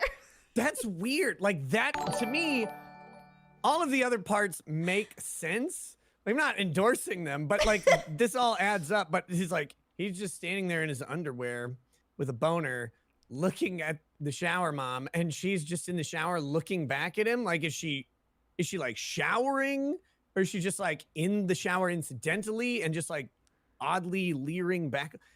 So fucking weird. This and what kind of underwear? You know what this is? I would like to know what kind of underwear. You know what I think this is? This is them. There's been sexual tension for a long time. It's been going on for a while. And this is he walked in there and they're doing that thing where they're staring at each other and they're like, are we going to do this? Is this actually going to happen this time? I guarantee you that's what that was. Yeah, still weird. You know what? I'm not going to judge. Girl. I mean, just let him move into her room. I don't know what advice do you have for this lady? I like legitimate real advice. Yeah. Sell your baby because it's over. And no, I'm just kidding. Don't do that. Don't sell your baby. Don't worry. There's a lab and never mind. You can get, if you're white, you get top dollars for white babies on the black market. That's all I'm saying. No, I think that she should probably move out is my guess. And her baby daddy, she should probably leave him. Like, that's my only advice. Look at Xia over here making yet another single mom. Look, I don't know what color they are, but if they're... I wonder what, like, is the mom must, I don't know if the mom must be single. Actually, all of my expectations have been subverted already, so I don't know if the mom's single or not. I don't know what's happening like maybe here at all. Maybe the dad just needs to come home and find out about it, and then he'll probably have sex with that guy too. Yeah, I was going to say maybe the dad's standing outside of the bathroom window jerking off. He's been waiting for this for a while. Like, finally. This is as close to the stepson, stepmom thing I'm going to get. God. Do you have real advice? No. But actually, yeah, a little bit. But it's more an admonishment. Like, you moved in with you call him your baby daddy. You moved in with your baby daddy. I'm listening. Like, that's not boyfriend. That's not fiance. That's not husband. That's baby daddy. I don't know what you expect from this guy. Like, if he's just baby daddy and you're just baby mama, then that baby means nothing about your connection to each other. So, like, if he's gonna hook up with your mom, I mean, I guess that's on you for not locking that winner down. But my man's walking around in a bathrobe and underwear, painting like in the middle of the night. I don't. 2 a.m. It's not Van Gogh, right? Like I'm not sure that this was a big catch, but I don't know. But if you didn't lock that down, if you didn't have clear understandings of the relationship and you're referring to each other in these very passive terms, how can you actually be mad at him or the mom? Like, just because he sleeps in the bed with you, but that's not your man. That's your baby daddy. Literally, that was the sperm donor that has a wallet that you're looking to use. Like, that's the relationship that you're there. Clarify your life goals and intentions with this guy. And if he's like, well, I'm going to bang your mom instead, that's your answer. But that's on you, honey. Yeah, it's funny. You're right. I did catch that she kept calling him baby daddy. And like, are you trying to say that he's the father of your child? Because I feel like there's definitely a better way to say that. Because it does. You're right. It sounds like this is not a serious relationship. Because when I refer to my sister's baby daddy, they're not even together anymore. They just have a kid. And he's like, has 2 other kids with someone else. You know what I mean? Like, that's what I think of when I think of a baby daddy, not someone who I'm like trying to build a life with and share, the responsibilities of parenthood and all of, like, that's just, the 2 don't compute. So that's fucking funny. I wouldn't have thought to say that. Unless it's an agreed upon endearing joke between each other, because maybe you have like a complicated history where it was a baby daddy situation, then like a couple years later they reconnected. I mean, you could have something like that. That obviously not happening here. This is just the way she's referring to him. You don't respect him as your partner. I don't see why he should reciprocate. And that's not like that she necessarily should respect him as a partner. They probably just aren't partners. Yeah. Yeah, it sounds like you guys need to have a real serious conversation about what you think you are to each other, and also I mean, but you know what? I think it's kind of sweet that he's going after the mom, because then it means that he's into women as they age, which is really something that a lot of women freak out about and they worry. And it's like, oh, you're attracted to older women. This is great for me. Look, he's watching the trailer. He's probably going to watch the movie. Exactly. Exactly. See, I actually see this as a win. He's going to want to bang you when you're old and gross and no one else does. You just got to change your perspective. What if the mom's an absolute banger, though, and she's like not? Oh, that'd be a real bummer. Because usually I've heard men do this. I don't know if this is true. You have to tell me. They look at their wives or their girlfriend's mom to see what they look like. Because then you sort of get a glimpse into the future of how your wife's going to age, or a potential wife is going to age. Okay, I don't know how I don't know of guys who have specifically sought out looking at the mom to do that, but I know guys who have made decisions based on meeting the mom and seeing her. Yeah, of course. Knew it. Okay. Oh, I'm fucked then. That's unfortunate. I can't. Damn, Zia's mom on life support. Holy shit. Well, no, she did. So like, I can't show her to anyone. Oh, I see. She was adorable, but I don't know what she would have looked like as she aged. Right. Okay. See, I didn't know that. Now my joke is way worse. She's definitely not on life support anymore. No, she's not. Zarwoni? I feel like I'm not reading that right. Zarwani? Thank you so much for the $2 super chat. He said, they said, I've never seen so many red super chats before. Honestly, I don't know if I have either. Everybody's being so fucking nice tonight. God. And which means we gotta do whipped cream before the stream ends, for the love of pizza. And then Lob Self-Defense for $10. Thank you so much, Lob Self-Defense. Says, does that bikini smell like roofies? Yeah, this is the one that I typically wear out. So I have to wash it. Otherwise it does smell a lot like roofies. I actually have been roofied once. Nathan C. Do. Oh, God, I feel like we talked about this actually. We did. Nathan C., thank you so much for the $2 super chat. He said he definitely painted her mom. Yeah, with jizz. And then Eric. I'm going to do a portrait.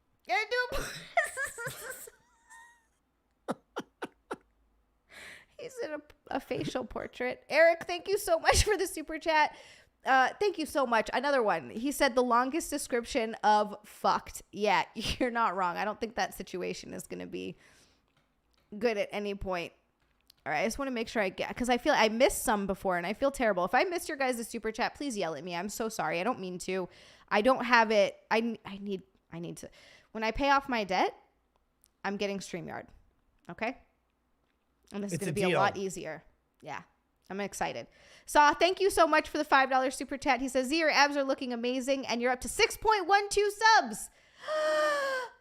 Thank you. My abs are non-existent right now because I ate too much, but I love you for saying it anyway. And thank you to all the new subscribers. You guys are awesome. I really appreciate you guys subbing. Fuck yes. Seriously. And I saw Jay in the chat. Hi, Jay.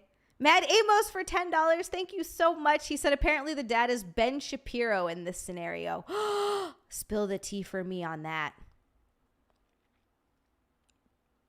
But first, Healer, thank you so much for the $5 super chat. He said Zia's mom is into boning. This is pretty good. Except that she was cremated, but almost. Okay.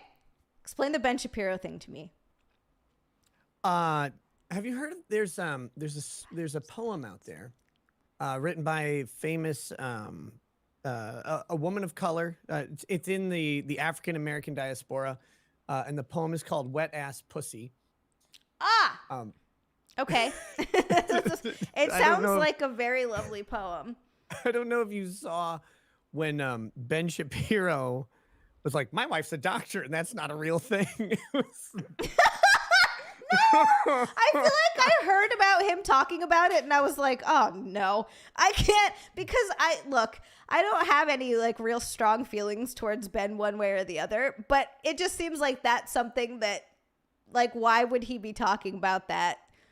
That's not in his world in any way. So I'm going to need to watch this. Hold on. I might have it here. Healer, thank you God. so much for the super chat. Updating joke, Zia's mom likes it in the can. There we go. Fuck yeah. Okay. Did you find it? No, it's him like reading it. Hold on, I'm trying to find the exact moment. Let's see. He read the lyrics. Wait, here we go. Okay. It says here's him. He says, here's some of the lyrics. Are you ready? Hold up. I said certified freak 7 days a week, wet ass pussy. He kept saying P word. Wet ass P word. Of course he would. Yeah. Continues along these lines and it gets significantly more vulgar, like a lot more vulgar. Yeah. Okay. But I wanted to see the one spot. Okay, here we go. Shapiro goes on to say, when I first saw the lyrics to this song, my first concern is that these women are describing a serious gynecological condition. I'm serious. I mean, a bucket and a mop? There's something going on here that is not biologically normal. He asked his wife, a doctor, for her medical diagnosis. She suggests that they could have bacterial vaginosis, a yeast infection, or most probably trichomonas, by which we assume he meant trichomoniasis. I don't know. I'm not a vagina expert. Trichomoniasis. Yeah, whatever it is. But yeah, he's like, I'm very concerned. They might have a serious condition. Oh my God, what a nerd. Oh God. Okay, Ben. That's so amazing. I'm so sad that I missed that. Oh my God. Yeah, Isabella, you can't. Just 6 feet tall, he'd understand. So amazing. Jenna said so autistically, literally it hurts. Yes, this is so good. Thank you, Bird Dog. Oh, there's some lovely people in the chat. That's incredible. Ben Shapiro is very autistic, and the fact that he just doesn't understand the song makes that so great. Oh, I'm gonna find that and watch it. All right. Moving on. We got another one. It's okay. So this well, is you have to understand, Zia, that my wife's a doctor and she understands how the female body works. I just can't believe they would write a song about their medical conditions. Very severe. They should instead be spending time calling the hospital. They might be in danger of dehydrating right now. I hope they drink a Gatorade. I can't. Oh my God. That's so amazing. Oh God. Oh, my favorite part is that he like takes that literally. Bless his little soul. Like an actual bucket and a mop. Well, I better send my janitor over to help these ladies out. And maybe they should see my wife because she's a doctor. She's a physician. She could help them. Oh my God. Oh, I love that so much. That's so amazing. Oh, that's, there's just some people that just shouldn't comment on certain things. And I think he's one of those people. That'd be like me trying to comment on something like going to a physician's, like a conference, I guess, like a physician's conference where they're all talking about stuff. And I come in and I'm like, well, actually, I feel like there's just, he's not a pussy expert. Not at all. Not at all. Poor Mrs. Shapiro. Oh, Eric said it was a shot at humor. Some land, some don't. He tried really hard to be funny and it just didn't work. Oh, I don't buy it. I do not believe he was joking. You think it was like fully serious? Mm-hmm. Stan's making fun of how I say certain. No reason to take Ben Shapiro charitably on this subject. Zero. And neither do any of you. Oh God. All right. I hope that he's not. I hope he was seriously like I hope he was serious about that. And that's like I hope it wasn't a joke at all because that makes it so much better. All right. This I feel like is going to show how when you grow up in different lifestyles, like what we were talking about earlier, you grow up in your little column, it shapes the way you view the world and it shapes your outlooks. And so I know my answer to this. I'm super curious to hear yours. And I'm actually curious to see what chat has to say about this because this to me is, well, I'll get to it first. Okay. Would you date a man who gets high with his 19-year-old daughter? I find it concerning that my 43-year-old boyfriend gets high with his 19-year-old daughter. She is unemployed, not in school, and doesn't have an operational vehicle. He sees his kids once a week for a few hours every Sunday night. They always get high and leave his 16-year-old son alone, even sitting at the dinner table sometimes to smoke outside. I find this distasteful and sad. Am I just being a square? Okay.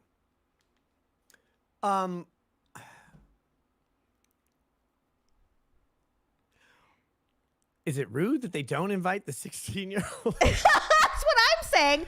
The Okay. poor 16-year-old. He has to sit at the dinner table and doesn't get to enjoy food after being high. Come on. Okay, the serious answer is this. Is it legal where they are is a critical question. Because I personally don't give a shit about pot, assuming get high means smoke weed, right? I don't care. Do it, don't do it, doesn't bother me. When you've got your kids, especially on, some sort of visitation or parenting time, the daughter's 18, 19 years old. I mean, who gives a shit? Honestly, they're both adults. They're smoking weed together. It'd be just the same if, he and she were 21 and they were having a beer out on the porch. Like, literally, as long as it's legal, it's literally that. It's not a big fucking deal. That being said, if it's illegal and you've got your kids coming over for parenting time, don't do anything illegal at all, because you risk then the relationship, because the state will intervene and all of that stuff.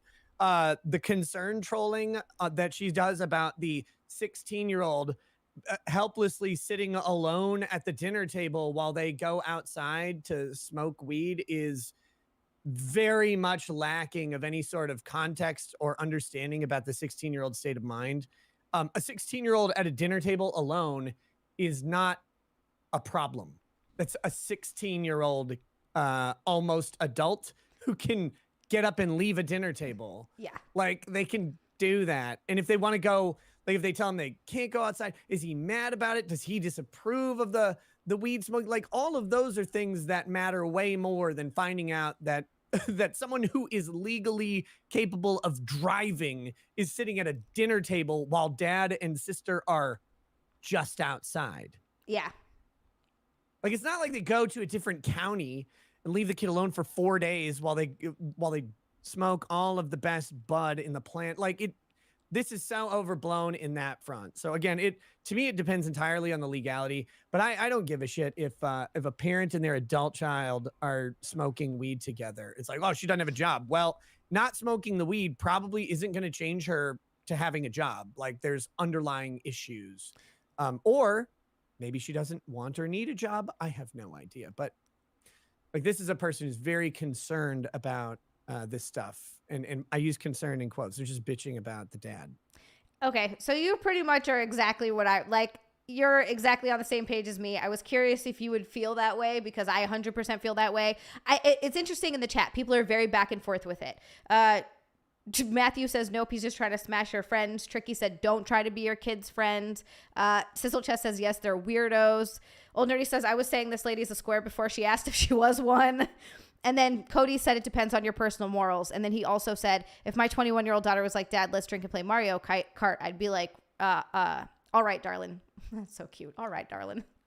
I love that. I'm going to slightly disagree with the don't try to be your kid's friends thing. Don't try to only be your child's friend.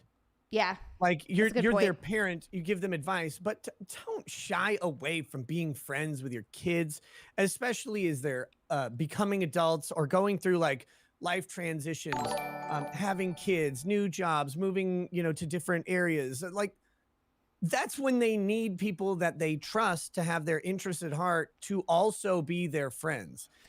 You want your parent to be able to say, well, that was stupid, but what? Like, let's smoke one out and relax, like, calm down. You're dealing with a lot of stress or whatever. And I get the idea, because you don't want to be the guy who always says yes. But as a minor counterpoint even to that, in these situations where you've got very limited visitation, we don't know the total situation here. You've got very limited visitation between the dad and the kids, and probably the majority of time being spent living with the mom.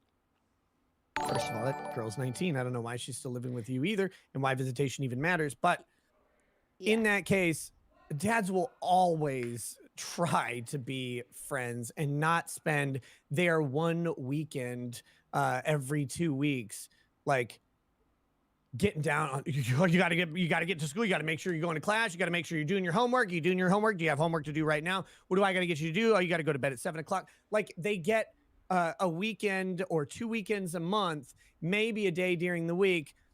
You think they're really going to spend their time doing all the stuff that the parent who has taken custodial responsibility, who has all that stuff, and who is getting paid typically child support to do, needs to be doing. And I know that sounds very unfair because, like, well, you can't have one parent always be the disciplinarian and one parent always be the fun ones. Like, I'm sorry, but if you sign up where you have 90% or 80% of the parenting time, then you signed up to be the disciplinarian. And yeah, they're going to be the fun one unless something very specific happens. And that's the arrangement that you're asking for 90% of the time from the court. So you don't get to then bitch when you get it. Yeah. In my opinion, my humblest opinions. No, I mean, you're making some really excellent points there. That's absolutely true. I'm with you on that 100%. First, hi, Helena. Welcome to the stream. Thank you so much for the $2.99 super sticker. Hi. Oh, and Wazapalooza the Drunk. Thank you so much for the super chat. See, I hope I didn't miss this. Oh, my God. All right, I've donated to the trial streams, and this is also a stream that keeps my reality in check. Love the top, Councilman Rekieta. Wazapalooza, thank you so, so much. And yeah, look at that top. He's fucking stunning in it. I mean, come on. Look at the hair. He should be running along a beach right now. Yeah, no, I'm with you. If it's legal, look at this. Look at what's happening right now, you guys. So it's just eye candy everywhere. I know I said that before, but this is what you're here for. If it's legal, it doesn't matter. And also, but I grew up like that. Like, I did grow up around a lot of partying, which might not have been like the best when I was younger, for sure. But you definitely get to a certain age where your kids are going to be partying anyway. They're going to be smoking weed anyway. She's of age. She's an adult. It sounds like the 16-year-old wasn't smoking. He was in the house hanging out, eating dinner. This all sounds just like a very casual hangout. Like, I'm the same as you. I liken it to hanging out outside and having a beer with your kid when they turn 21. I don't think that this is cause for concern. Right. And the way they worded the 16-year-old is very weird because it's very sparse on any sort of details as to why we should be concerned. It's a good thing, probably legally, that the 16-year-old is not smoking weed with them. Like that seems actually like if the dad is saying, sorry, you can't smoke a joint with us because you're 16. Yeah. Almost all states require that have legalized recreational marijuana. It's an 18 plus thing. So you've got that actual barrier between good and bad behavior. Now, the mom may have actually written that, and the kid may actually be smoking with them, like, or they may just not tell the mom. Those are different questions, but we don't have that info. But it's like the 16-year-old is written so weirdly to me as like this point of concern when it's like, wait, so he's not smoking weed, he's sitting at the counter, like the table that he could presumably leave and do whatever he wants. Sounds perfectly fine to me. I don't give a shit. Yeah, like, are the kids supposed to be, is a 16-year-old kid supposed to be supervised at all times? That sounds insane. It's not like it's a 4-year-old or even a 2-year-old that's crawling around putting things in their mouth. Like, he's pretty, like you said, he's very close to adulthood. He'll be fine. He can take care of himself. He can eat dinner. He can hang out. I don't think that this is like a huge deal at all, to me anyway. I think that she might be being a little bit of a square. The daughter, the fact that she's unemployed, not in school, and doesn't have a vehicle is a whole other issue. And she's 19 and she needs to work that out with her parents. And I don't think smoking weed's going to change that. I don't know. Moving on. That girl's kind of a square. All right. I don't know what hand, foot, and mouth disease is. All right. So I'm supposed to be doing my aunt. I've heard of it. I know, but like babies get it. Yeah. But I don't exactly know what it is. So I'm supposed to be doing. Oh, go ahead. I think it's a fungal thing. It's very, very contagious, apparently. But fungal. I know there's a big like scare about it recently. Like it was going around a lot. But I don't know what the symptoms do. But sorry, go ahead. No. So I am supposed to be doing my aunt and cousin's hair for a wedding in 5 days, but she just found out she has hand, foot, and mouth disease. She was requested not to come back to work for a week. Am I out of line for feeling uncomfortable being in such close quarters with her? I work at a place that serves lots of people every day, and I don't want to risk spreading it further or calling myself off work. What should I do? Oh, okay. So there's notes here of what it is. It's a common children's virus causing sores in the mouth and a rash on the hands and feet. The condition is spread by direct contact with saliva or mucus. Symptoms include fever, sore throat, feeling unwell, irritability, and loss of appetite. The virus usually clears up on its own within 10 days. Pain medications help relieve symptoms.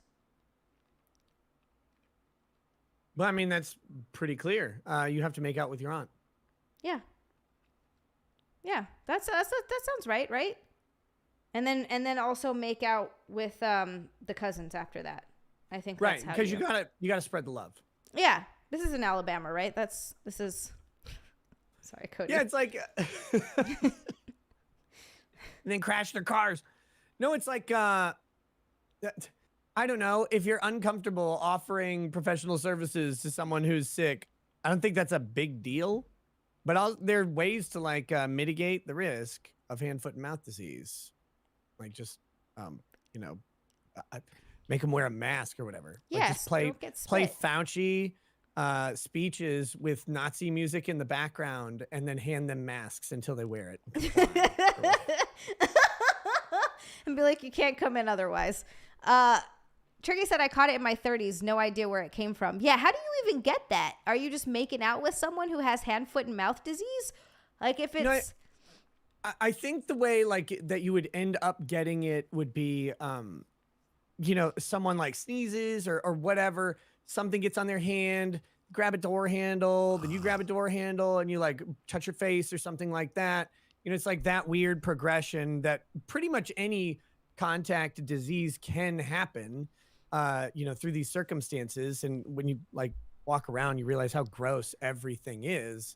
In public, disgusting. People are gross. There's probably fecal matter all over everything. I think about that a lot. Every time I touch a door handle or like touch something, I'm just like, oh, there's probably fecal matter all over this. Disgusting. I did not do that. And then I lick my hands. Just kidding. I'm sorry. That's so gross. Is that not what you do? You're like, this would taste better churned. Oh my God, my nose is That was running. a gay man joke. With a couple of nuts packed in. I think that's how good that would taste. Oh my God. No, I got really weird about this. It's so funny because I'm not crazy about germs, and I wasn't even crazy about the pandemic. I wore a mask for a little while at first before like people knew what it was. And they were like, oh, a mask doesn't do anything. And they're like, no, wear a mask. And I'm like, okay, I'll wear the mask. And then I think after a little while, everybody started being like, what the fuck's going on? And I was one of the people that was like, I'm not wearing a fucking mask. I'm not doing this anymore.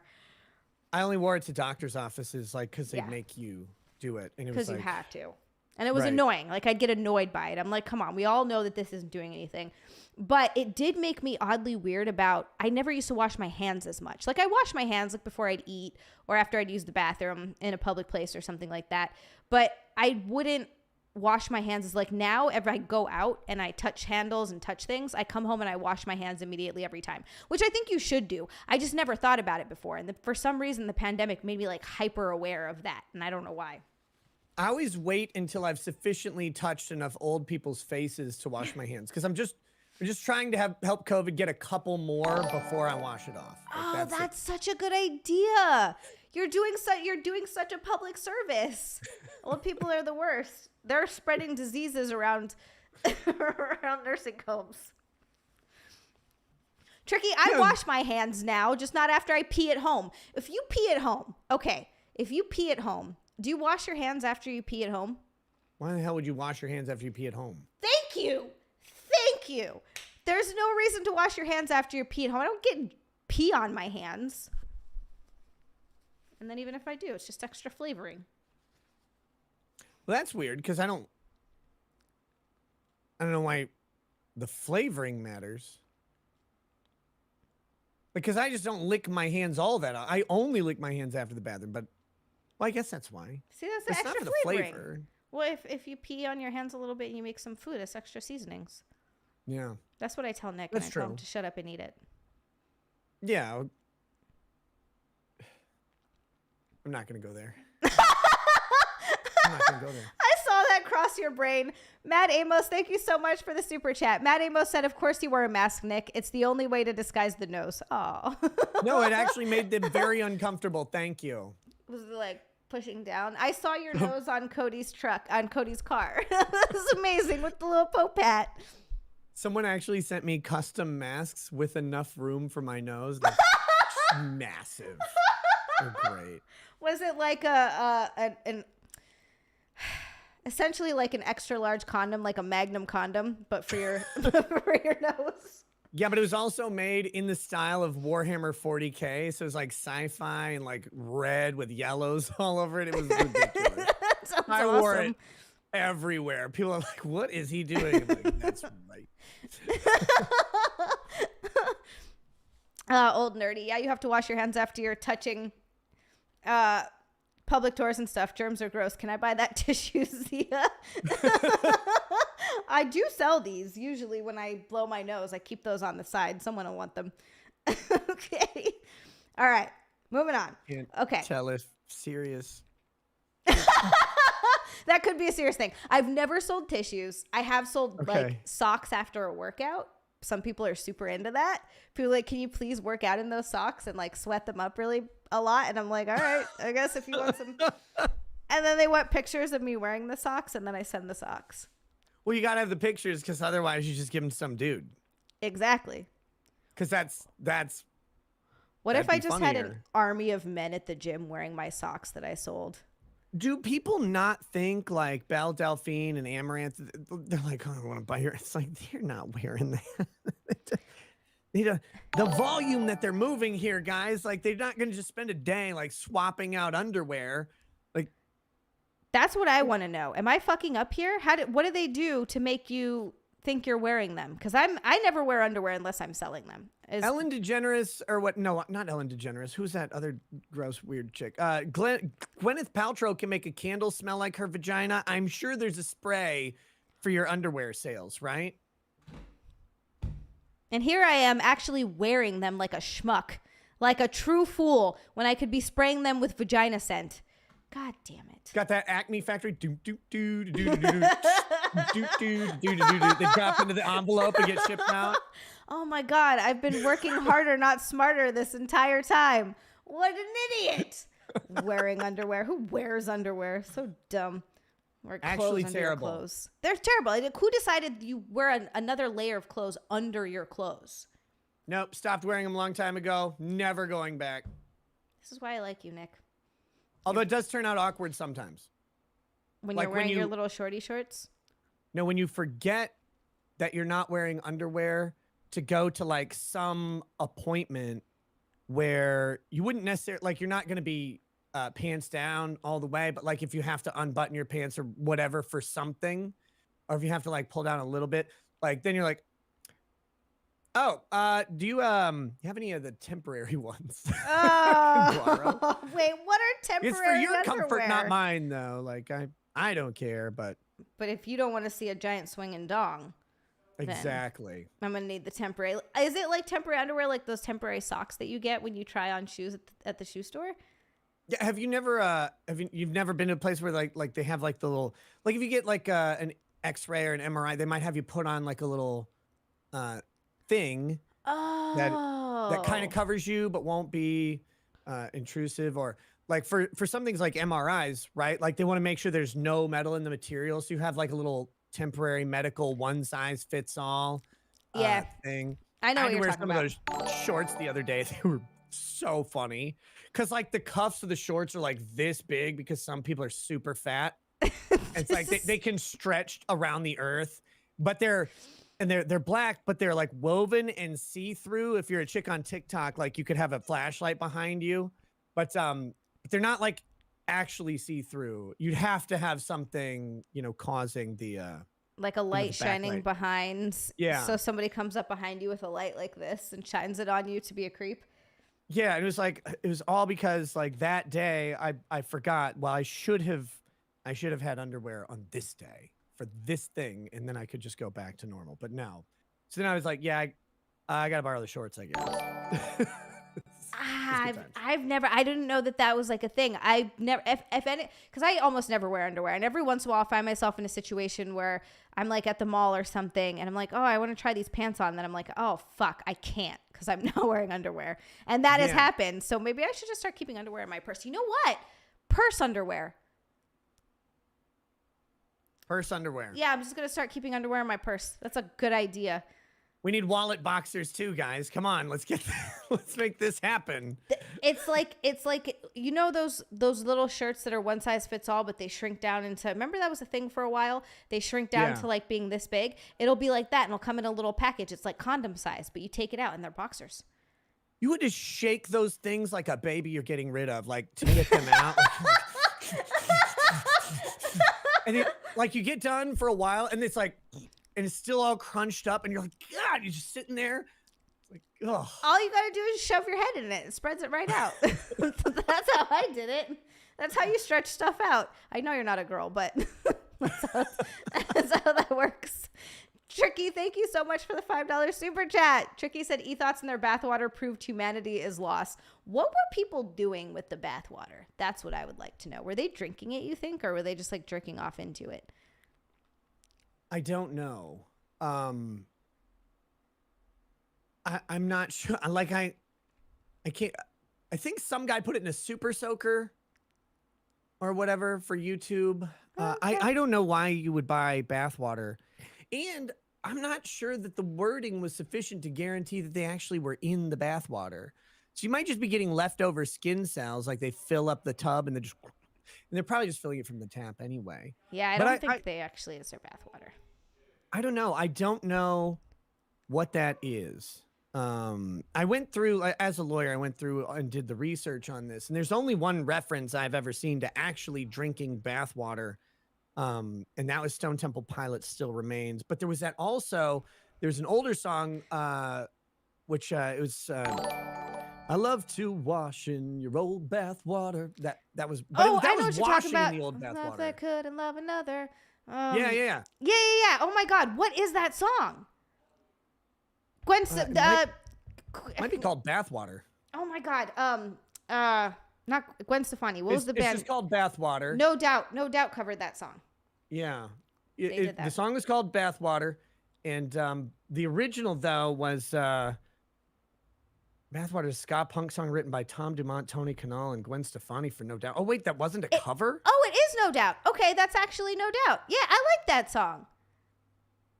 I thought that was an old song. I must have heard it done in an old way. Mad Amos, thank you so much for the $5 super chat. Mad Amos said, Archie McPhee product makes instant underwear. I need to look into this instant underwear. Is it like those things that you would put like an egg and you'd put it in the water and it would grow into be a little dinosaur like that? You put it in water, it grows into being underwear?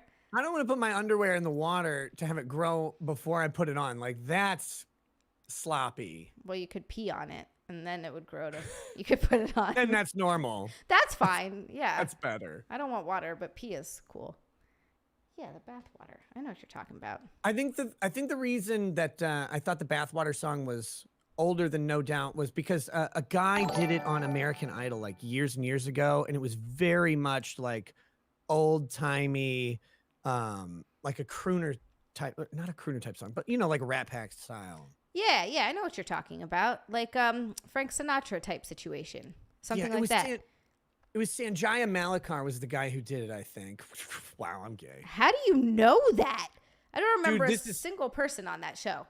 This is how my brain works. It remembers the most obscure, absurd, incidental shit forever, but I can't remember what I'm doing this afternoon. Like, I can't remember what I have to do tomorrow morning. Do you have ADHD by any chance? Almost guaranteed. I bet you if you went to see a doctor, they'd be like, so you've been living with this your entire life. How have you survived? Because that's what happened to me when I went to I got diagnosed as an adult, and they were like, are you okay? I was like, I don't know. I thought I was fine. I guess not. I guess maybe not. Yeah. It's, what do you mean by okay? Sorry, what were we talking about? No, I'm not okay. I'm an adult who has to live in this world. Oh my gosh. But yeah, it's Sanjaya Malakar. I think it says 2007 it was the upload to YouTube. And my wife and I used to watch American Idol for a couple seasons after we got out of college, and then we stopped because it got worse and worse and worse. Yeah, it got terrible. It was fun at first. I really like the craft of singing. Like, and when you find someone who's like really, really good at it, it's just something else. And the American Idol pumps out a bunch of bullshit, but there are gems in there.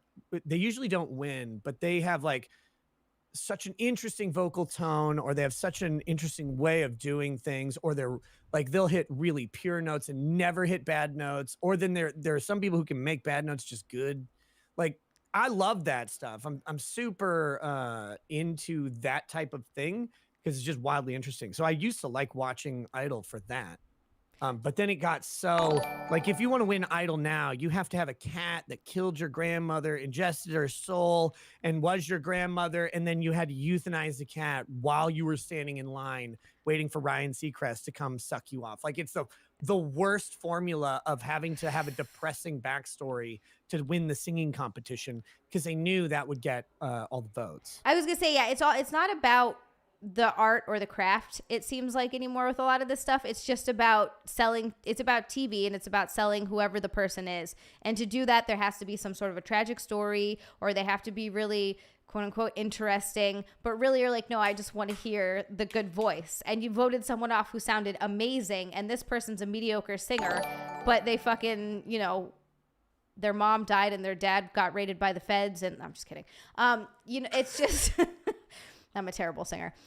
I like nice voices too, but it's just, yeah. They also had that one chick. I can't remember her name. Nope, that was a girl from my high school that had a similar name. I don't remember.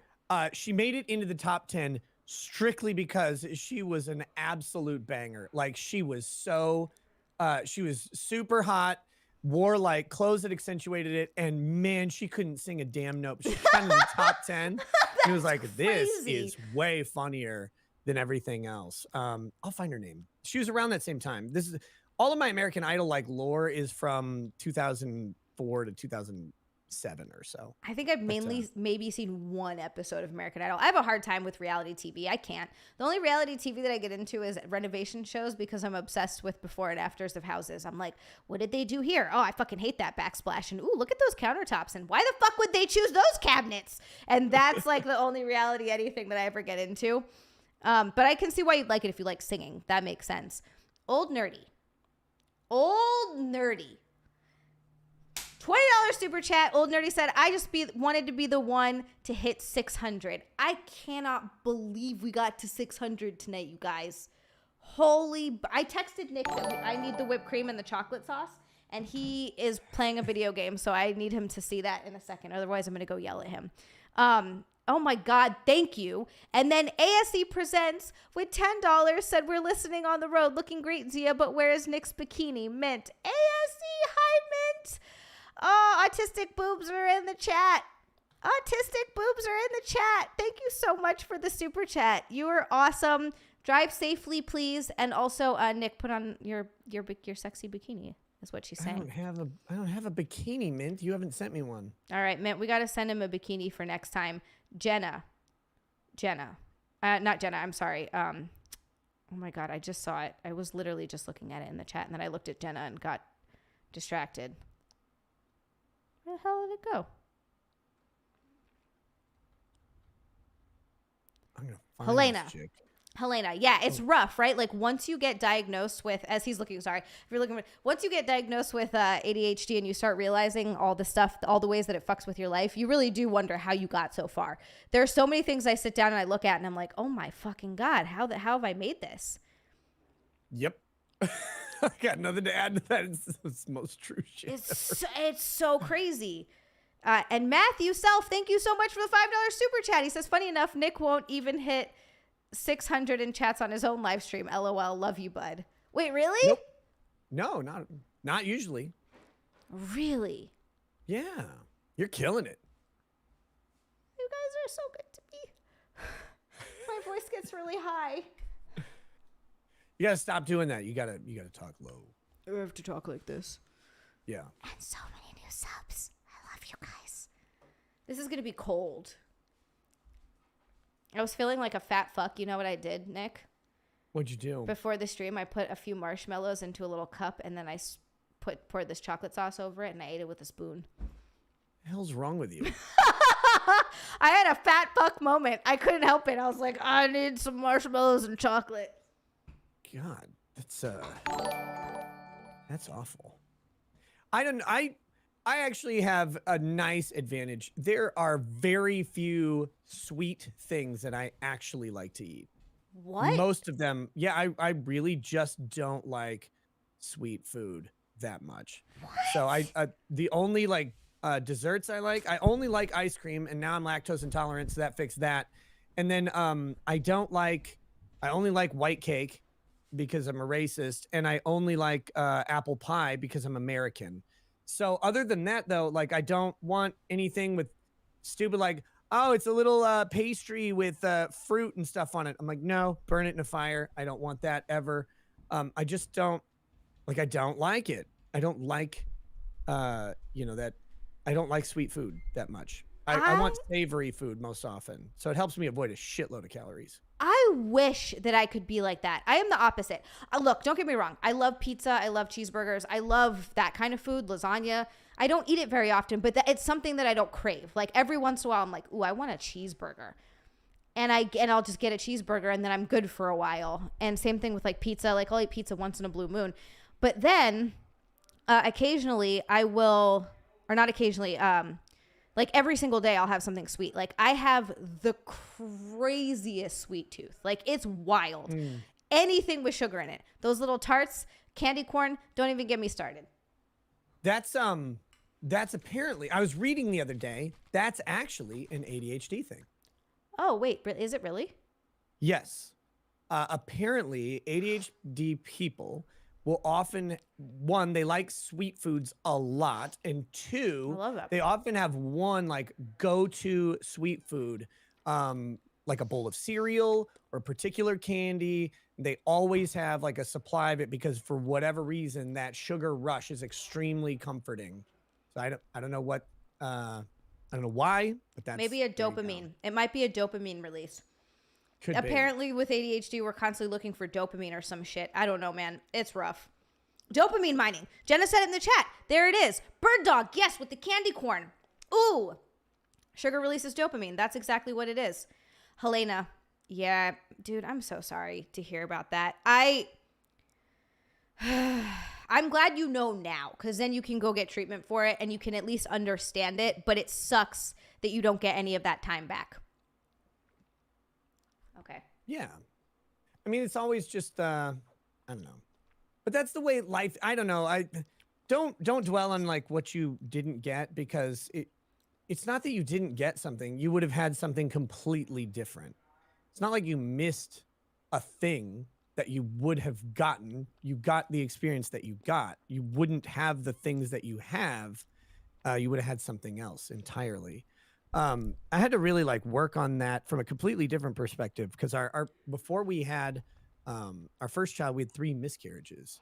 Oh, and like I'm sorry. You try and think back on like, well, what would our family have been like if we had, any of those had come to terms? It's like, well, actually we wouldn't have had the children that we do have. Exactly. Like at all. Like the genetic mixture would have been completely different, almost guaranteed. So it's like, well, and then the other part, birth order and all of that stuff really does play a lot into how kids develop. So it's like, there's no way we would have the kids that we have.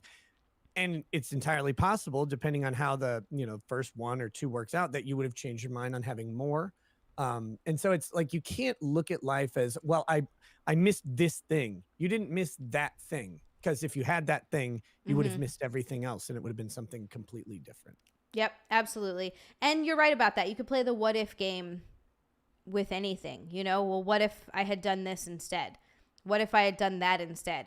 What if I what if I was diagnosed and on my way back from the doctors with my medication that was going to change my life, I got into a car accident and died? Like, you can't play that game because you just don't know. You just don't know what will happen. Yep. Tricky Zia's fat fuck moment number 2 of the night, chugging chocolate syrup straight from the bottle. I'm sorry, I can't help it. I don't know what's going on with me right now, but I just need all of the sugar. All right, I'm going to dump it on myself here in a second. Oh, God. It's Sunday time. This is absolutely ridiculous. Yep. You should be ashamed of yourself. I really Zia. should.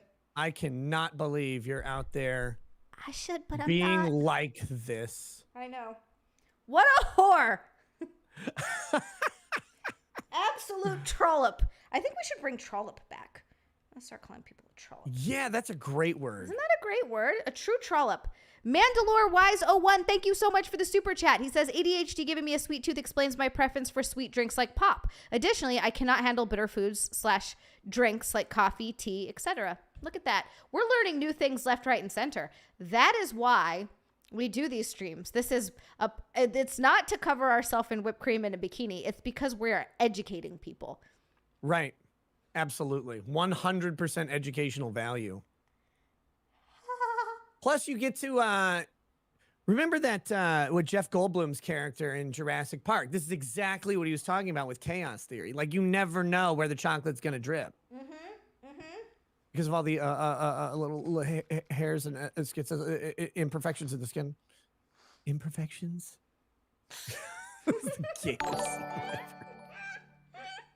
Imagine being attracted to Jeff Goldblum and try not vomiting. Oh, no. Should I be ashamed of myself? Wait, are you attracted to Jeff Goldblum? No, but you know who I am attracted to? Who's that? I'm just going to say it. Camelot. Young Steve. Well, that's a given. That's a given. No, I was saying for me. But sorry, Oh. young who? Young Steve. Are you going to say young Steve Buscemi? Yes. I think young Steve Buscemi is so handsome. Define young Steve Buscemi. Like, you ever see the picture of him when they compare him to looking like Angelina Jolie? Do you know what I'm talking about? No, I'm about to. Okay, look it up because Steve Buscemi. And like when he was a firefighter in Brooklyn. Helena, thank you so much for the super chat. Helena, you're so sweet. She said you do the best with the information you have at the time. You can't beat yourself up for not making decisions when you didn't have the data at the time. Exactly. Oh, look at this dapper young man. That's what I'm saying. He's what handsome. happened to him? He got old.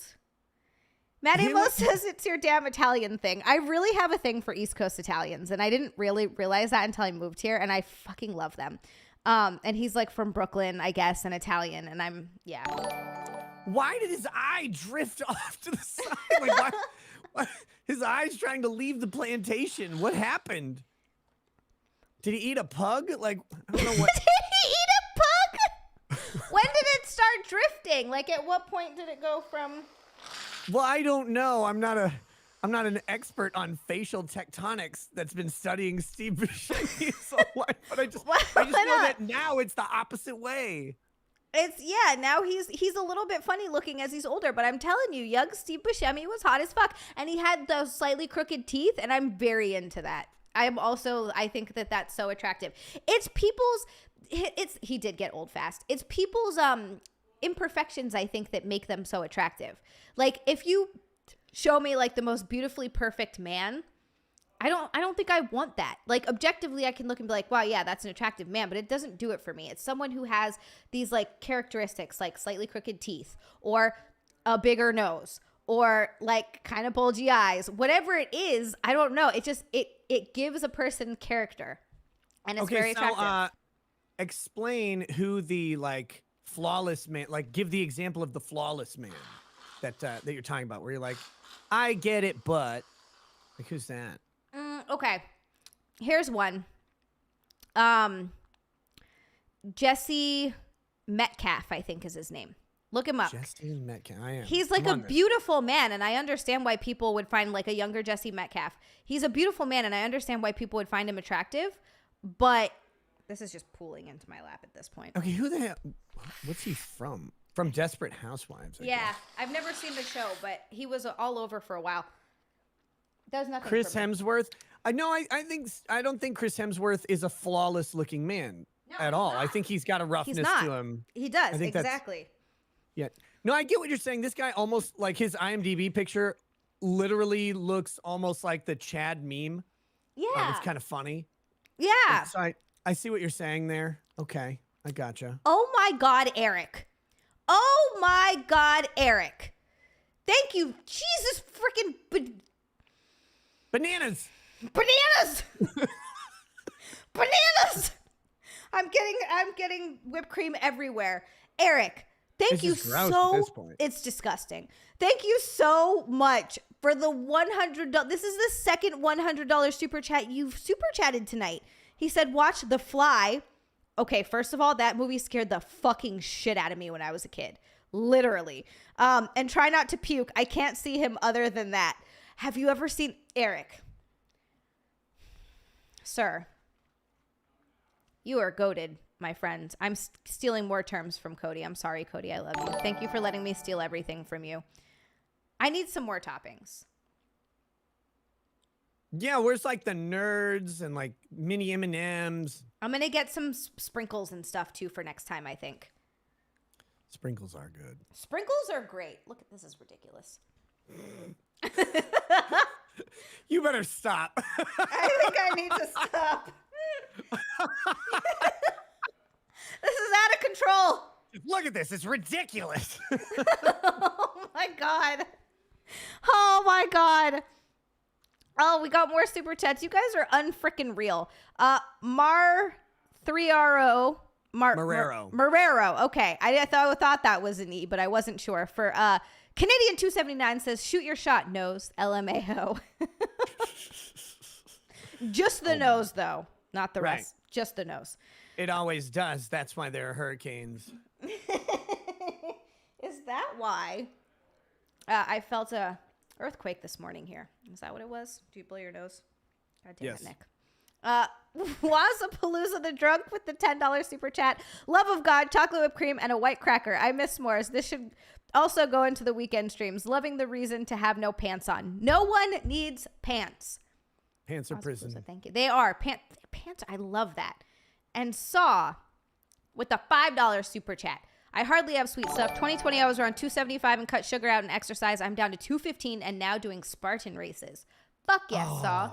Nice. Very cool. Did Nick fat shame you into it? I hope so. I wish I had a running ticker of the amount of pounds I'm responsible for removing from the earth.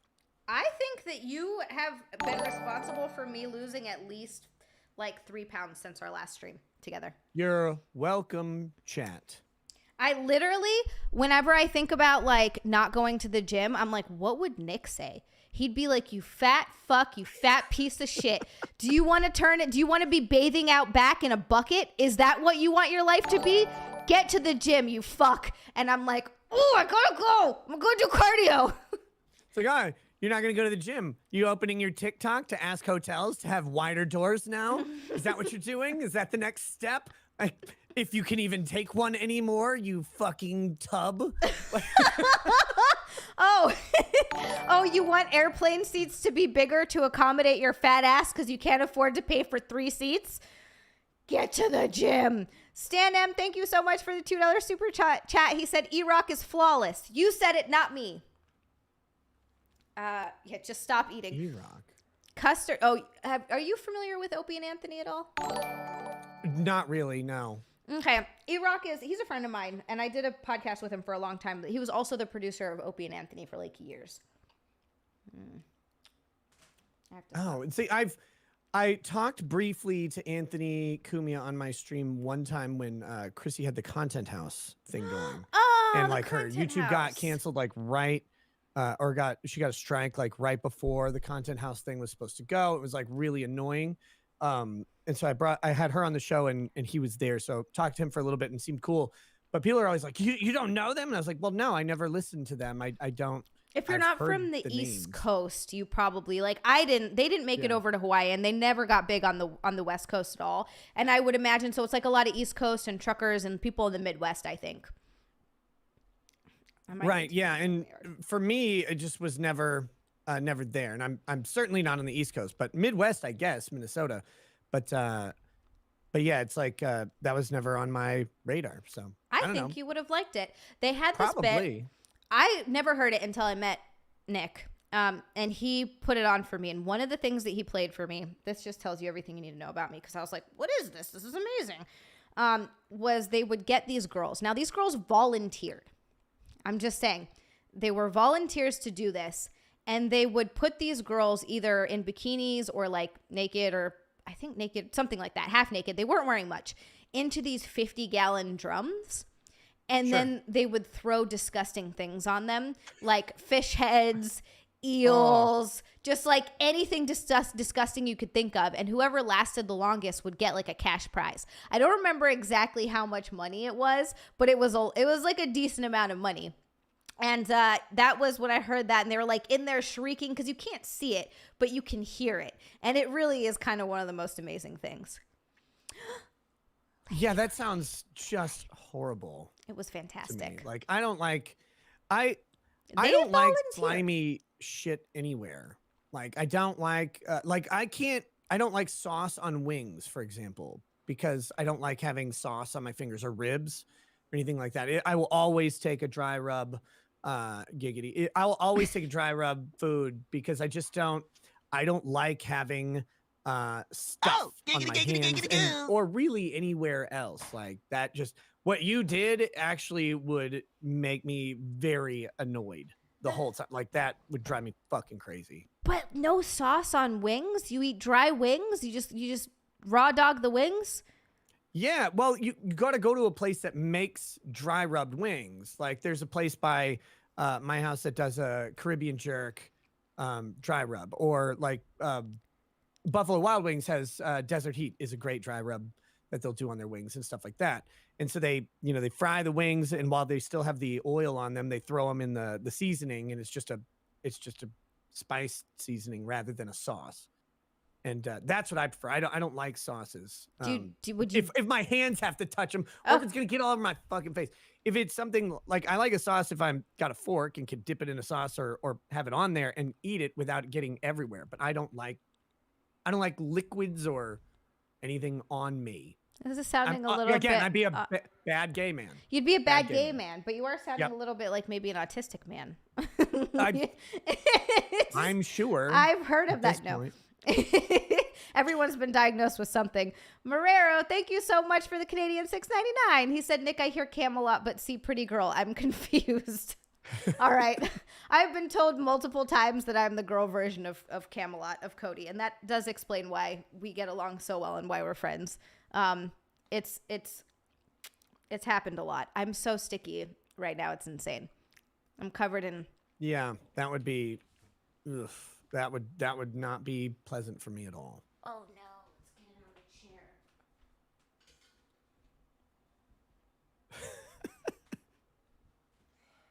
Oh no, mistakes were made. Did you get it on the chair? Yeah, chair got some. It leaked through the thing to the chair. Look at this. All right. That's what you get. You're out here, you're like, joking about calling yourself a whore, but now you are one because the chair has suffered. Is that all it took? The chair suffered and now I'm a whore?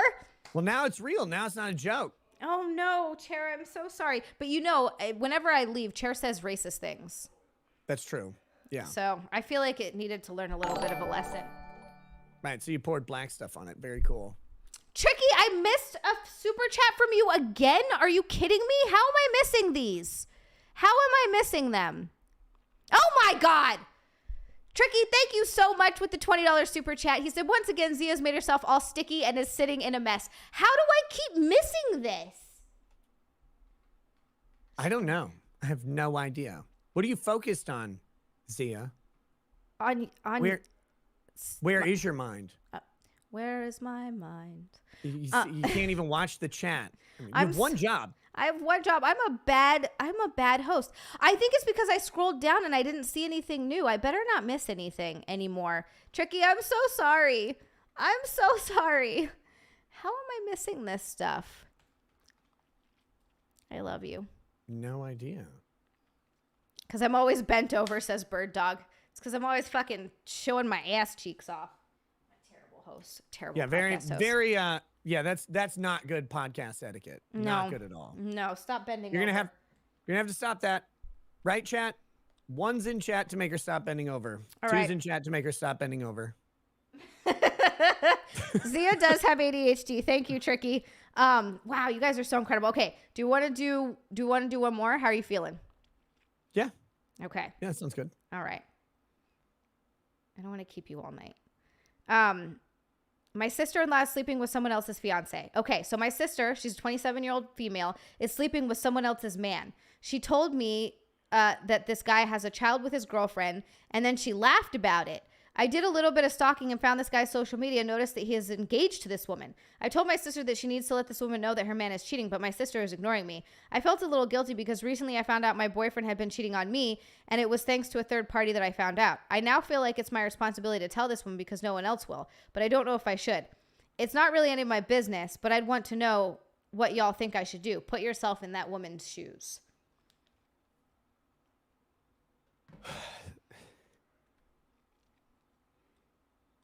That is a really, really tough question. Ideally, in a wonderful world, you would want people to not do this, right? Or you'd want people to like, we're just gonna go. How's she gonna do that? Like, go up to the woman like, I've been sleeping with your fiance. Like, that's a great way to get stabbed or shot or whatever. I don't know, man. You could message. That's a tough question. That's a tough question. You could message them. But you would, sorry, Helena, I did read that kind of quickly. You could message them, but you'd have to have proof. Like, I feel like you can't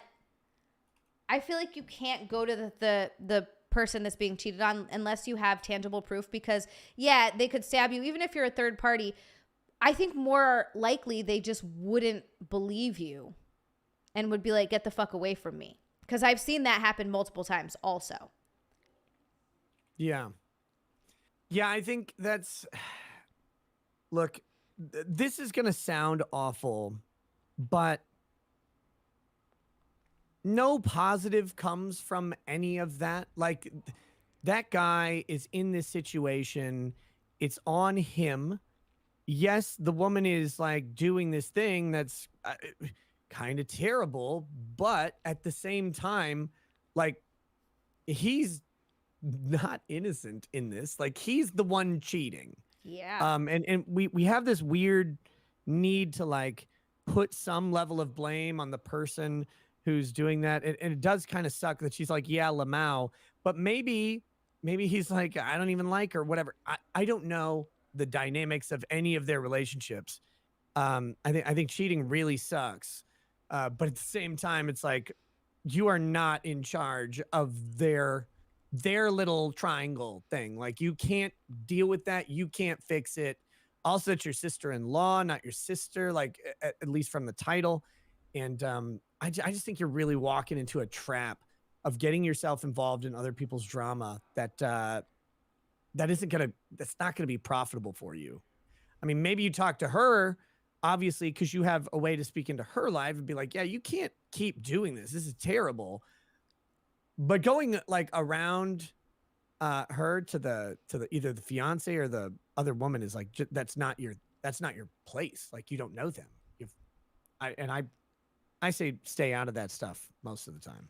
Yeah, I feel like if it's not, the only reason I would say to say anything is if you're the one, like, you're cheating with someone, but you didn't know that. Like, say you're sleeping with a guy and then you find out that he has a girlfriend or a wife or a fiance. Then maybe I'd say something. Then maybe I'd be like, you know what? I didn't know. I'm so sorry. I had no idea.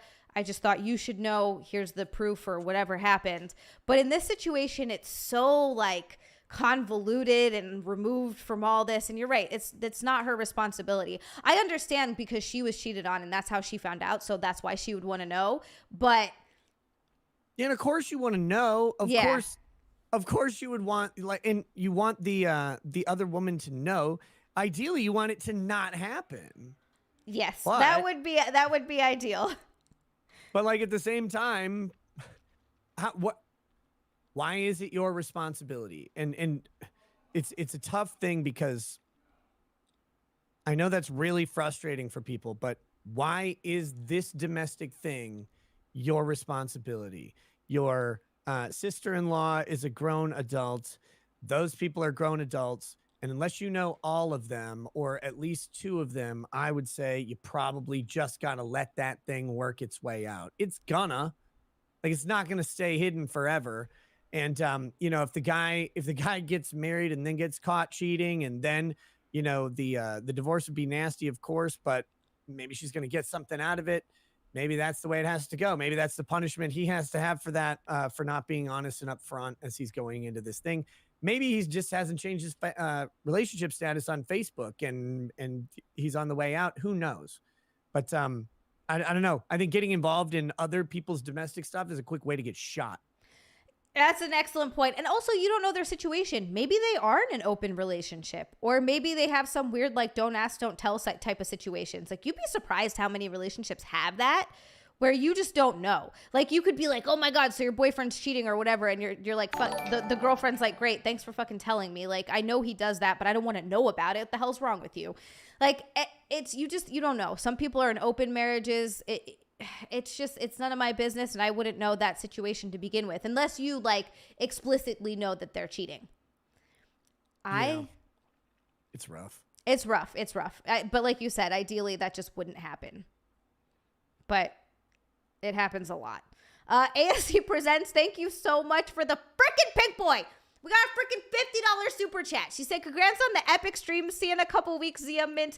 Mint, I'm so excited to see you and meet you and hang out in person. It's going to be so much fun. Mint's going to come do an episode, a stream with me. I cannot freaking wait. Hopefully we'll also shoot some other fun stuff. You guys are absolutely insane.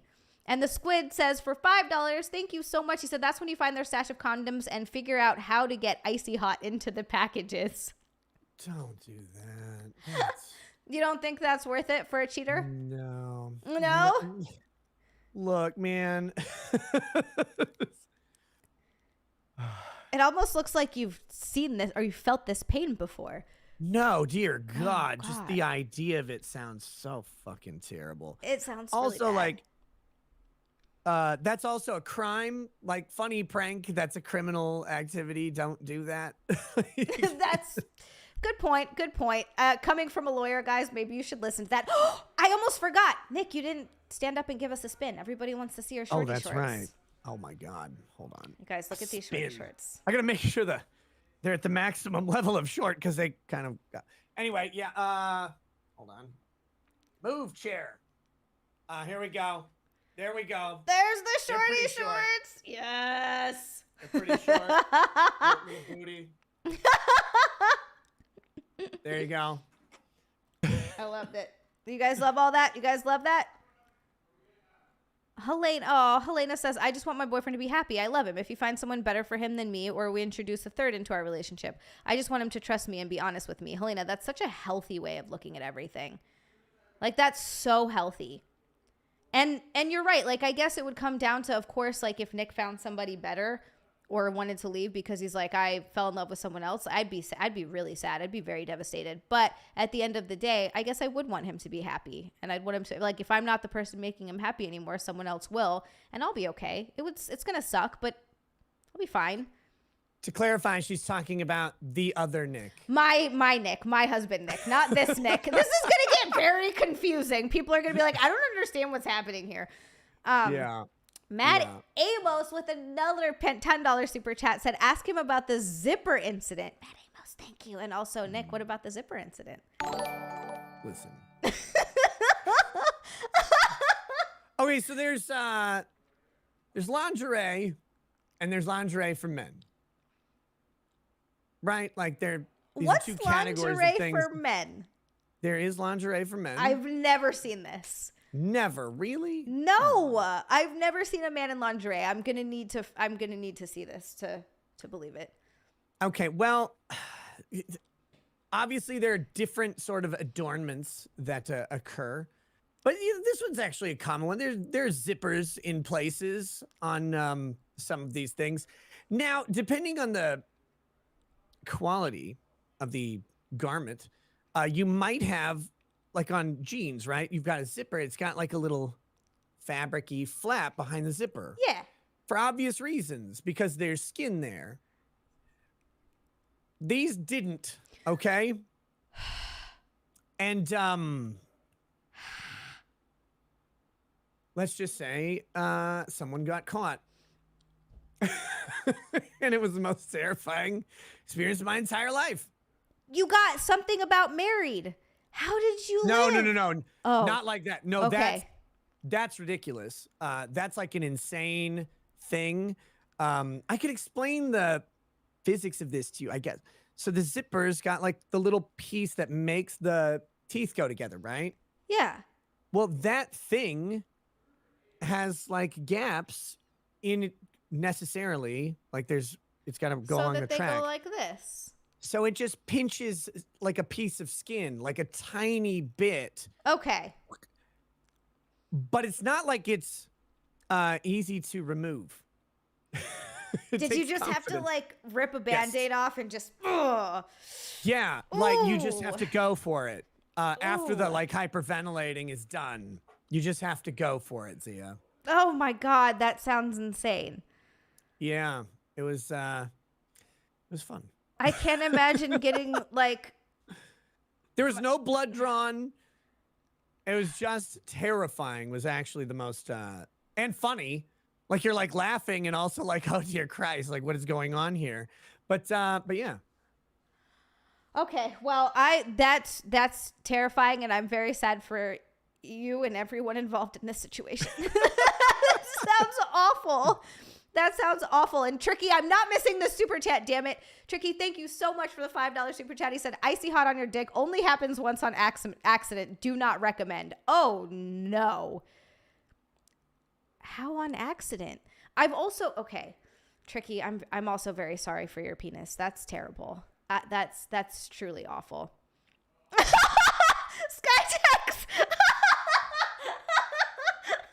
What? He's not wrong. Skytex said, Xia, honey, you look like you had a bad time with some butt play. Shudders. Oh, gross. Yeah, because look at me. I'm covered. It does look like poo. Tricky. Oh, Lord. Yeah, that sounds terrible. No, I've never had like my flaps caught in anything, and I think that would be truly awful, and I don't want to ever live that life. Yeah. Someone in my local said underwear would have prevented that. If you're wearing, or maybe it was in this chat, if you're wearing underwear under underwear, that's very weird. I don't know what to tell you. Underwear under underwear is that's too much. That's like super Mormon. Yeah, no, that's too many things. That's like the old ladies who wear bloomers. Like, what was the reason for that? They're wearing pants under their pants or skirts. Like, that's too much. Yeah. Yeah, can't do that. It's too warm too. Like, good Lord. Anyway. That's also happened to Matthew before. A mini shredder device hits. It can ruin sex for at least 3 days. At least.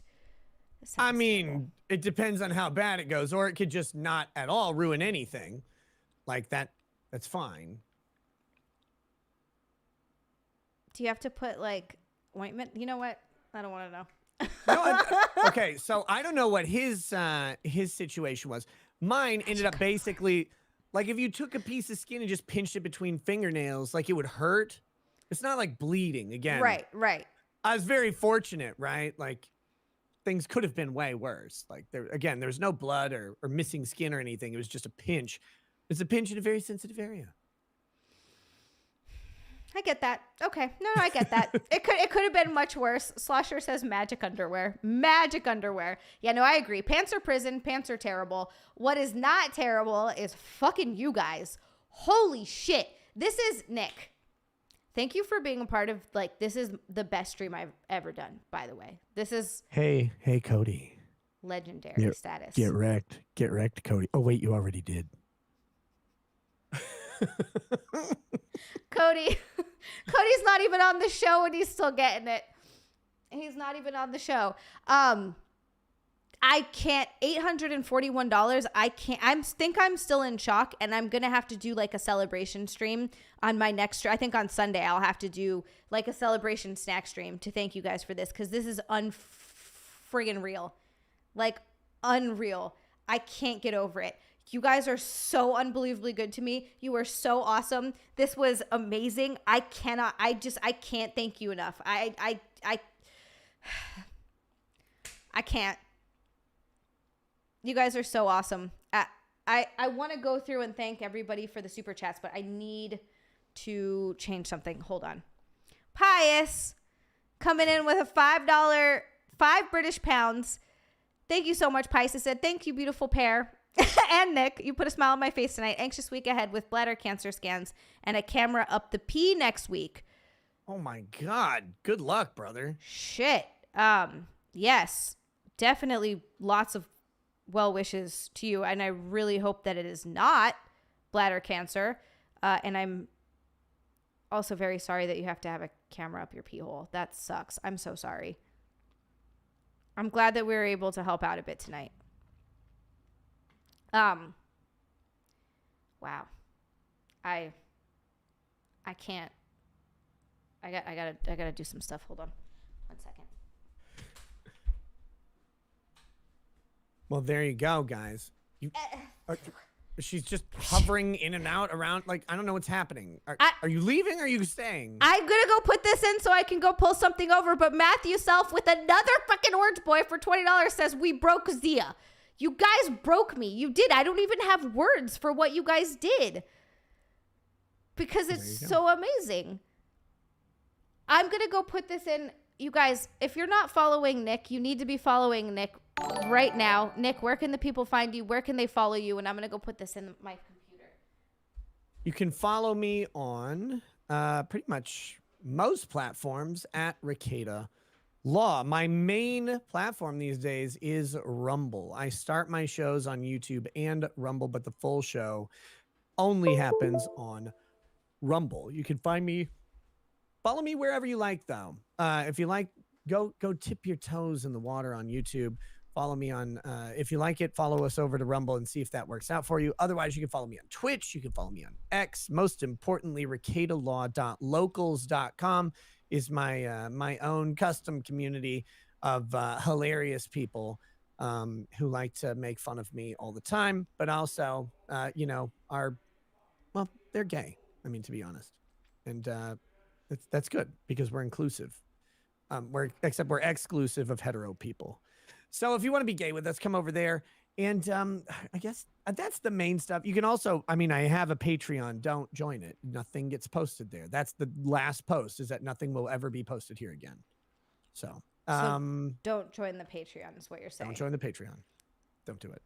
But yeah, YouTube, Rumble, Twitch, Locals, X, which is Twitter, I guess. Instagram. Oh, I have an Instagram too. I don't post too much there, but definitely can do that as well. Thank you. Guys, go follow Nick. He's awesome. Nick, thank you for coming to do this, by the way. This was a lot of fun. I had an awesome time. It's a blast. I'm glad you had fun. Okay, good. I'm sorry. I am a little bit broken. I'm like a little bit broken here, and I'm trying to find a way, because if I pull that over, it's like not, I don't know how to do this, because then the camera disappears. But you know what? We're gonna just disappear the camera for a minute while I thank some of the super chats. So sorry, guys. You're gonna disappear the camera while thanking the super chats? Yes, I have to, because I'm not gonna go through every super chat because there were so many tonight, but I just want to thank everybody, first of all, who watched, who subscribed, who supported, who chatted, who super chatted. You guys are unfucking real. Like, I can't get over all of the support tonight. I'm losing a little bit. You have legitimately broken me, and I don't know what to do with myself right now. But I got to go back. I got to at least thank the big ones again for Eric Zubke, Eric, I feel like I'm saying it wrong. Eric Zupke with the $100 super chat. Holy fuck. Thank you so much. And then we got another $100 super chat from Tricky. I'm really hoping I'm not missing anyone beforehand. That's like 2 red boys in a row. Fucking goated, you guys. Like absolutely goated. Insane. And then I know we had 116 from Warlock GCS. Holy shit. Thank you so fucking much. Oh my God. And then we had another, like, I know we had another big one after that. Like another fucking huge one. 100 from Eric again. Jeez Louise. And then we had 50 from ASC, from Mint. From Mint, we had 50. All right, I'm moving this back over. And everybody else who super chatted, you guys literally mean the world to me because that was, that was very special. And then we have 2 more super chats. All right, hold on. Now I got to go do something else. Hold on. Listen, this streaming setup, if you're a dude, you could never get away with this. No. Never on earth. No. With this, like, oh, I got to get up every 5 seconds. If I get up once to go to the bathroom, people are like, baby bladder, loser. You're so stupid. Why don't you just, like, try not peeing? And it's like, you've gone up 58 times. I've been counting. When I not once have they been to pee.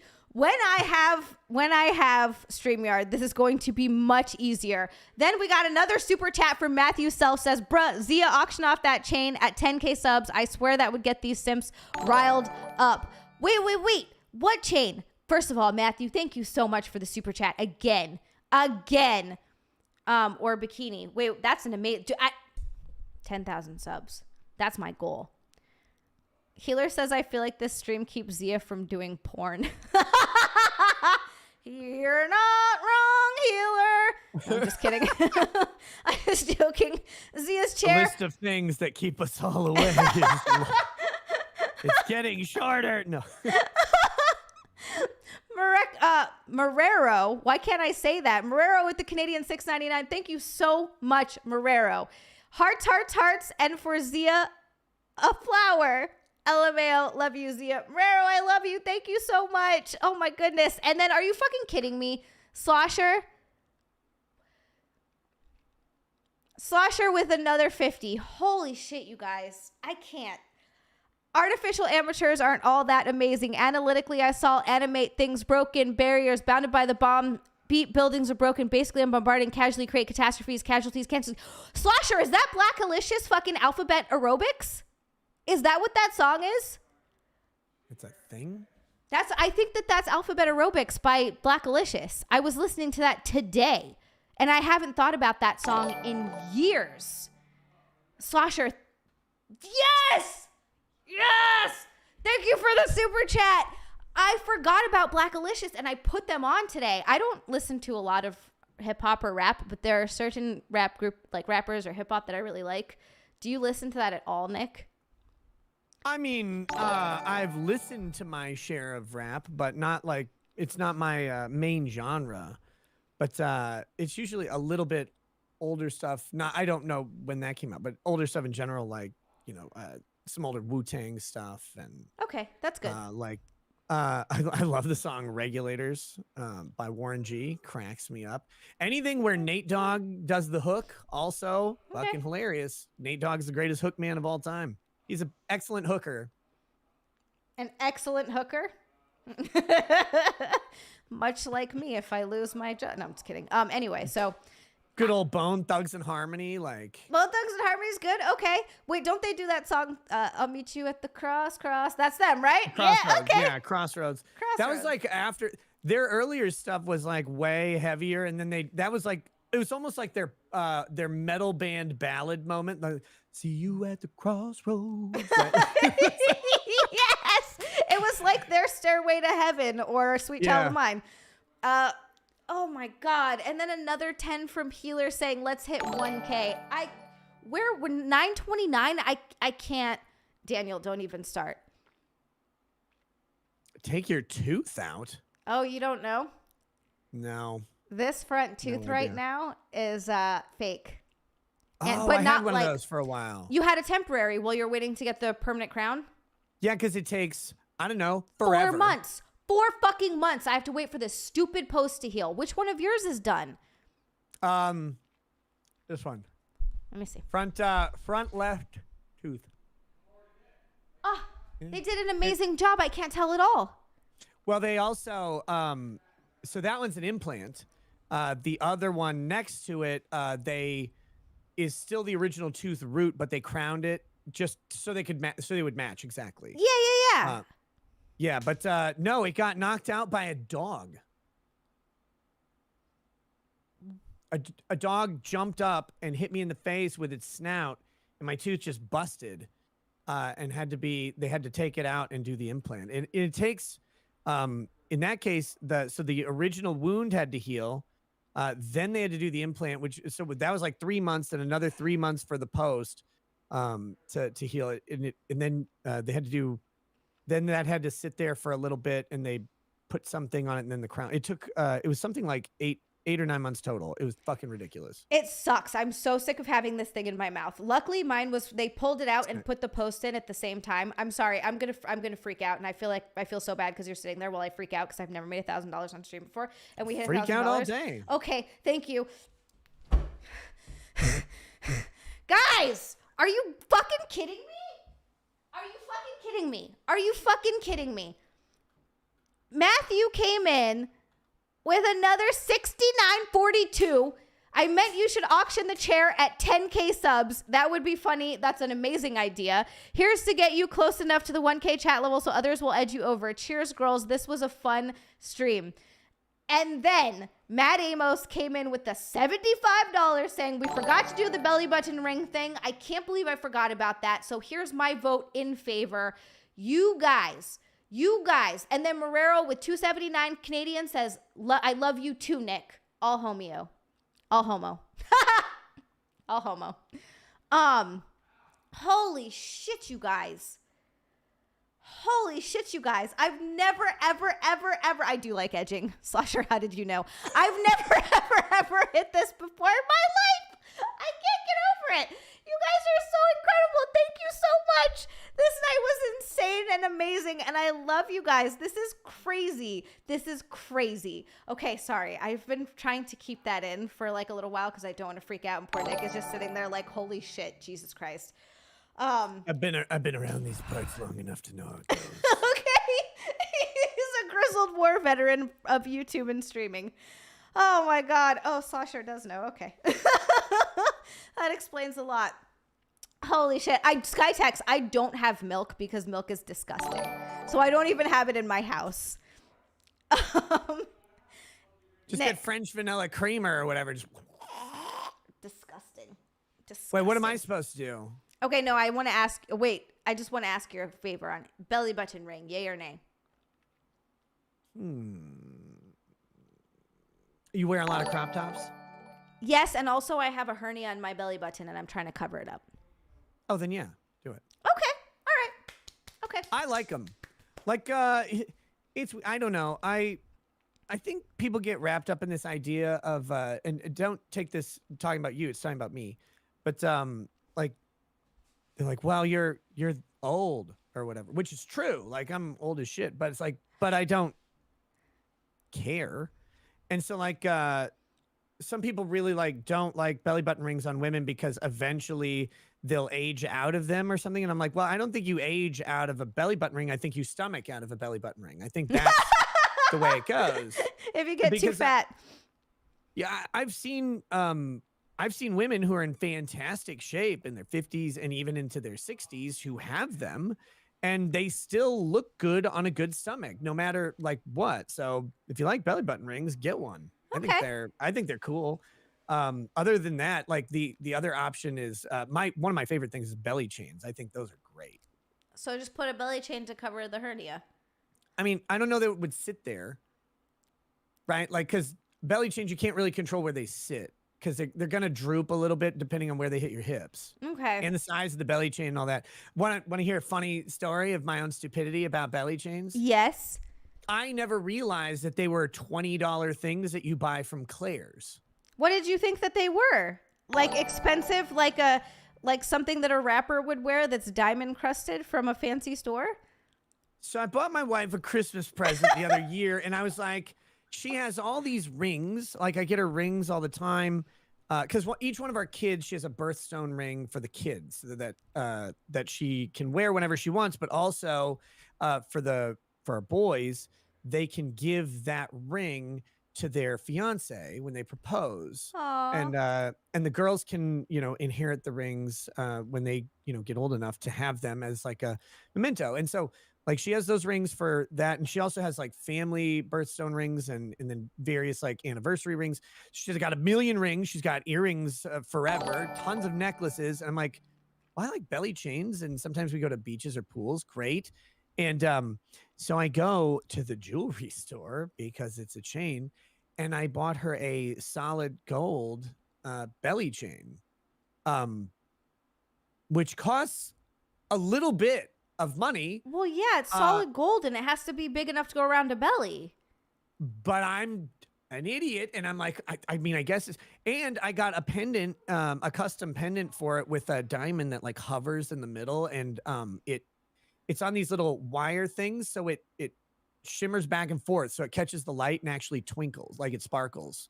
And stuff. Super cool. That sounds awesome. But I was like, so here's a belly chain, like happy Christmas or whatever. And then we were with one of our daughters looking for something at Clear's, so they see him just sitting on the rack for like $20. So I was like, oh, that's what you're supposed to buy to wear to the beach. Okay. You buy your wife a fancy one that she can wear out. Yeah, like it sounds awesome. It sounds super nice. Like that's a fit. Then you buy her a $20 one that she can wear to the beach, but she should still have the fancy one. You did the right thing. You did the right thing. That was cool. It was fun because it's like completely custom designed. Like I picked out everything for it and picked out the stones and all that stuff. But it was like it's way overboard. Like this is not. I didn't need to do this. Oh, that's actually kind of sweet. It's funny, but it's actually legitimately sweet. That is very nice. Yeah. See, Nick, buy me a solid gold belly chain. Just throwing it out there. Make sure it's white gold because you're racist like me. Also true. White gold. I actually don't like yellow gold at all. I only like white gold. Your skin tone's not good for yellow gold. No, it doesn't look good on me. I'm too pale. It doesn't work. I gotta thank for more super chats. I am not okay right now. Saw, in a great way. Saw, thank you so much for the $25 super chat. He said, I just wanted to get you to 1,100. We're at 11 fucking hundred. Holy shit. Tricky over, oh my God. And then Matthew Self says, also, I mentioned you on an X post regarding 1031. Okay, I'm going to jump on Twitter after this. Matthew, thank you so much for the $2 super chat. Justin with $4.99 says, amazing. Now it's time for the Depp painting. Oh, no. Does that have something to do with poo? Wait, what? Now it's time for the Depp painting? Yeah. Oh, they want me to like go back and grab the Johnny Depp painting that I have back there because... Okay. Months ago, I grabbed a cat painting and it made me look fat. Is that the picture when you were bent over that you were talking about with your belly? Yeah, and down? The funny thing is I don't even know, it's been photoshopped so many different times that I literally don't know which one's real anymore. You've been photoceptioned. But I am going to have to go because I have to go pick up my son. Okay. So... I have to wrap up. No, off you go. Thank you so much for doing this. Again, you guys, please go follow Nick everywhere. Do you want to plug one more time before you go, or are you okay? At Rekieta Law, wherever you guys are. Okay. If I'm not there, you're probably cooler than me.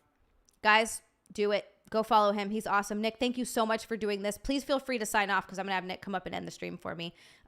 Thank you again. Have a wonderful night. Bye, chat. I'm going to do my show a little bit later than normal tonight. Catch you then. Peace. Peace. Holy shit. All right. I'm going to text Nick because I can't end it on my own because then there's no, hold on.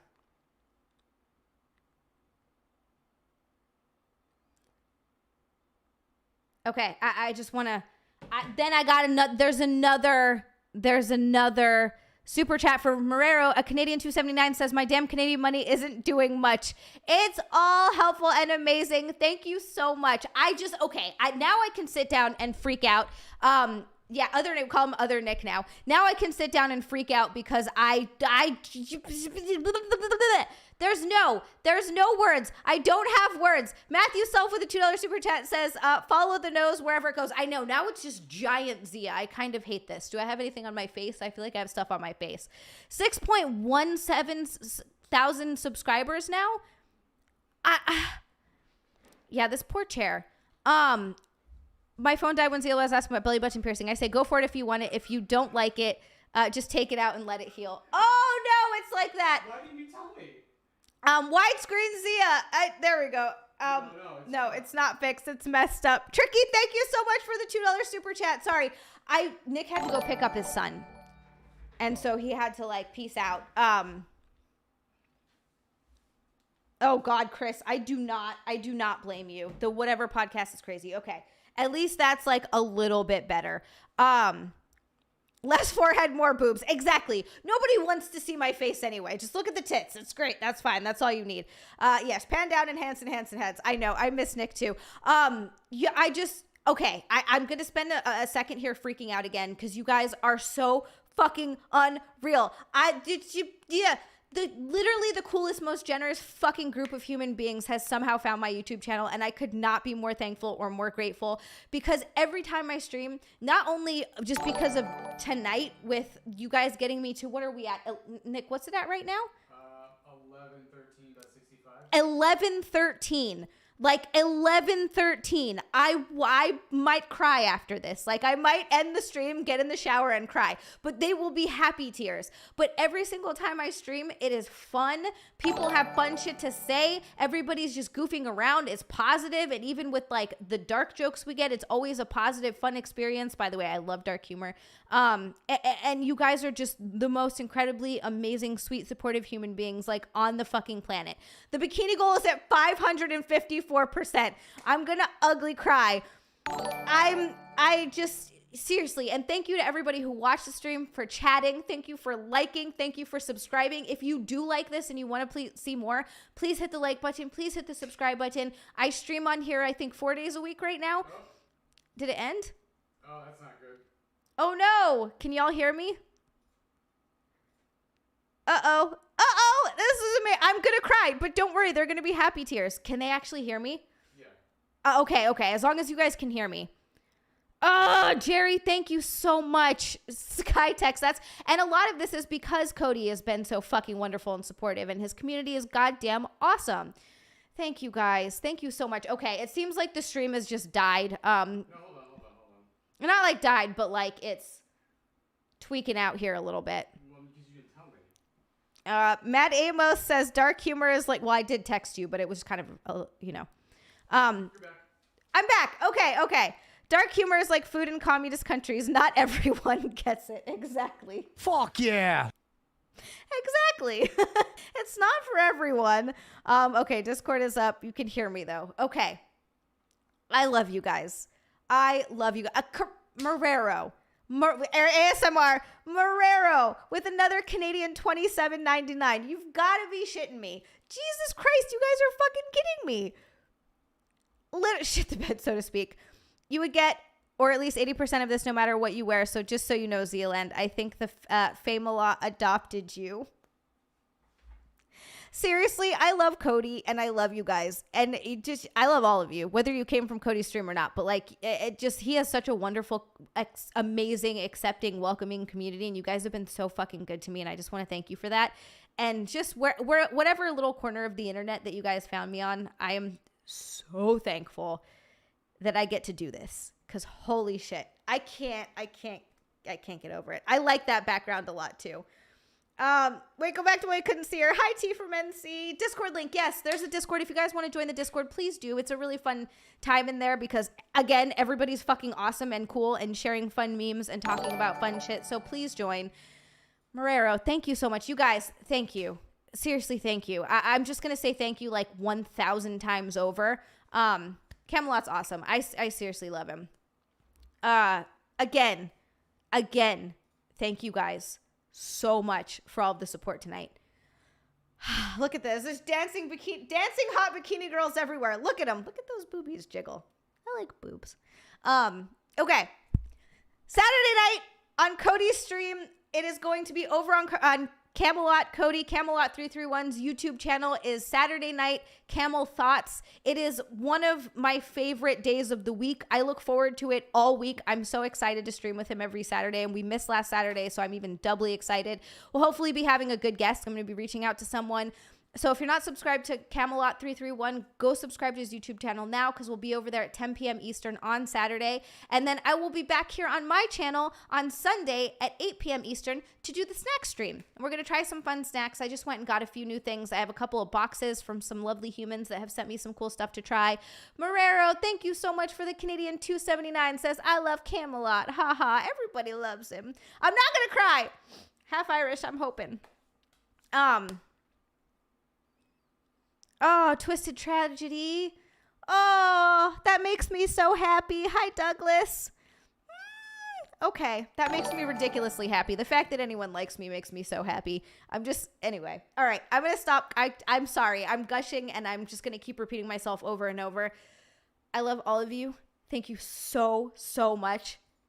You guys are amazing. Oh, I'm also going to be on Simpcast on Sunday. That's true. Thank you, Saw. On Sunday, and Matt Amos, yes, thank you. Thank you for reminding me, you guys. Hi, Nuclear. I will be on Simpcast on Sunday at 10. As soon as I finish my snack stream, I'm going right over to Simpcast, which is on Christy Mayer's channel. And if you're not following her, you're also crazy, because she's another amazing person that I love so much. She's hilarious, and she's just one of the best people that I know. I'm feeling very warm and fuzzy and nostalgic right now. I love you guys. Thank you so much. I hope you all have an amazing night of sleep. I hope everyone gets 8 hours of uninterrupted sleep and wakes up refreshed as fuck tomorrow morning, ready to take on the day, because it's Friday tomorrow. And then we got the weekend. Yes.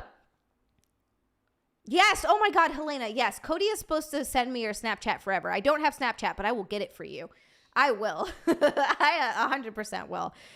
Chair stream says clean me. Zia's chair says clean me. Yeah, Nick, there may or may not be something on the chair. He's giving me a drill. It just soaked through. I was on the towels. It's just, and then I doubled it up. Don't give me that look. I love you guys. Good night. Bye. Holy shit.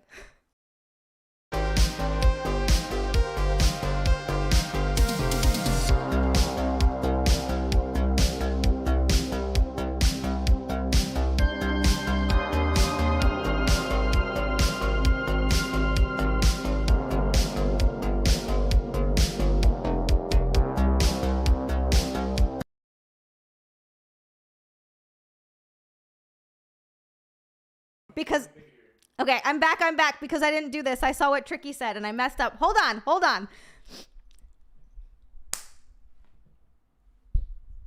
Okay, wait, one more. I'm not allowed to do that, but I did it. Okay, now good night. Bye.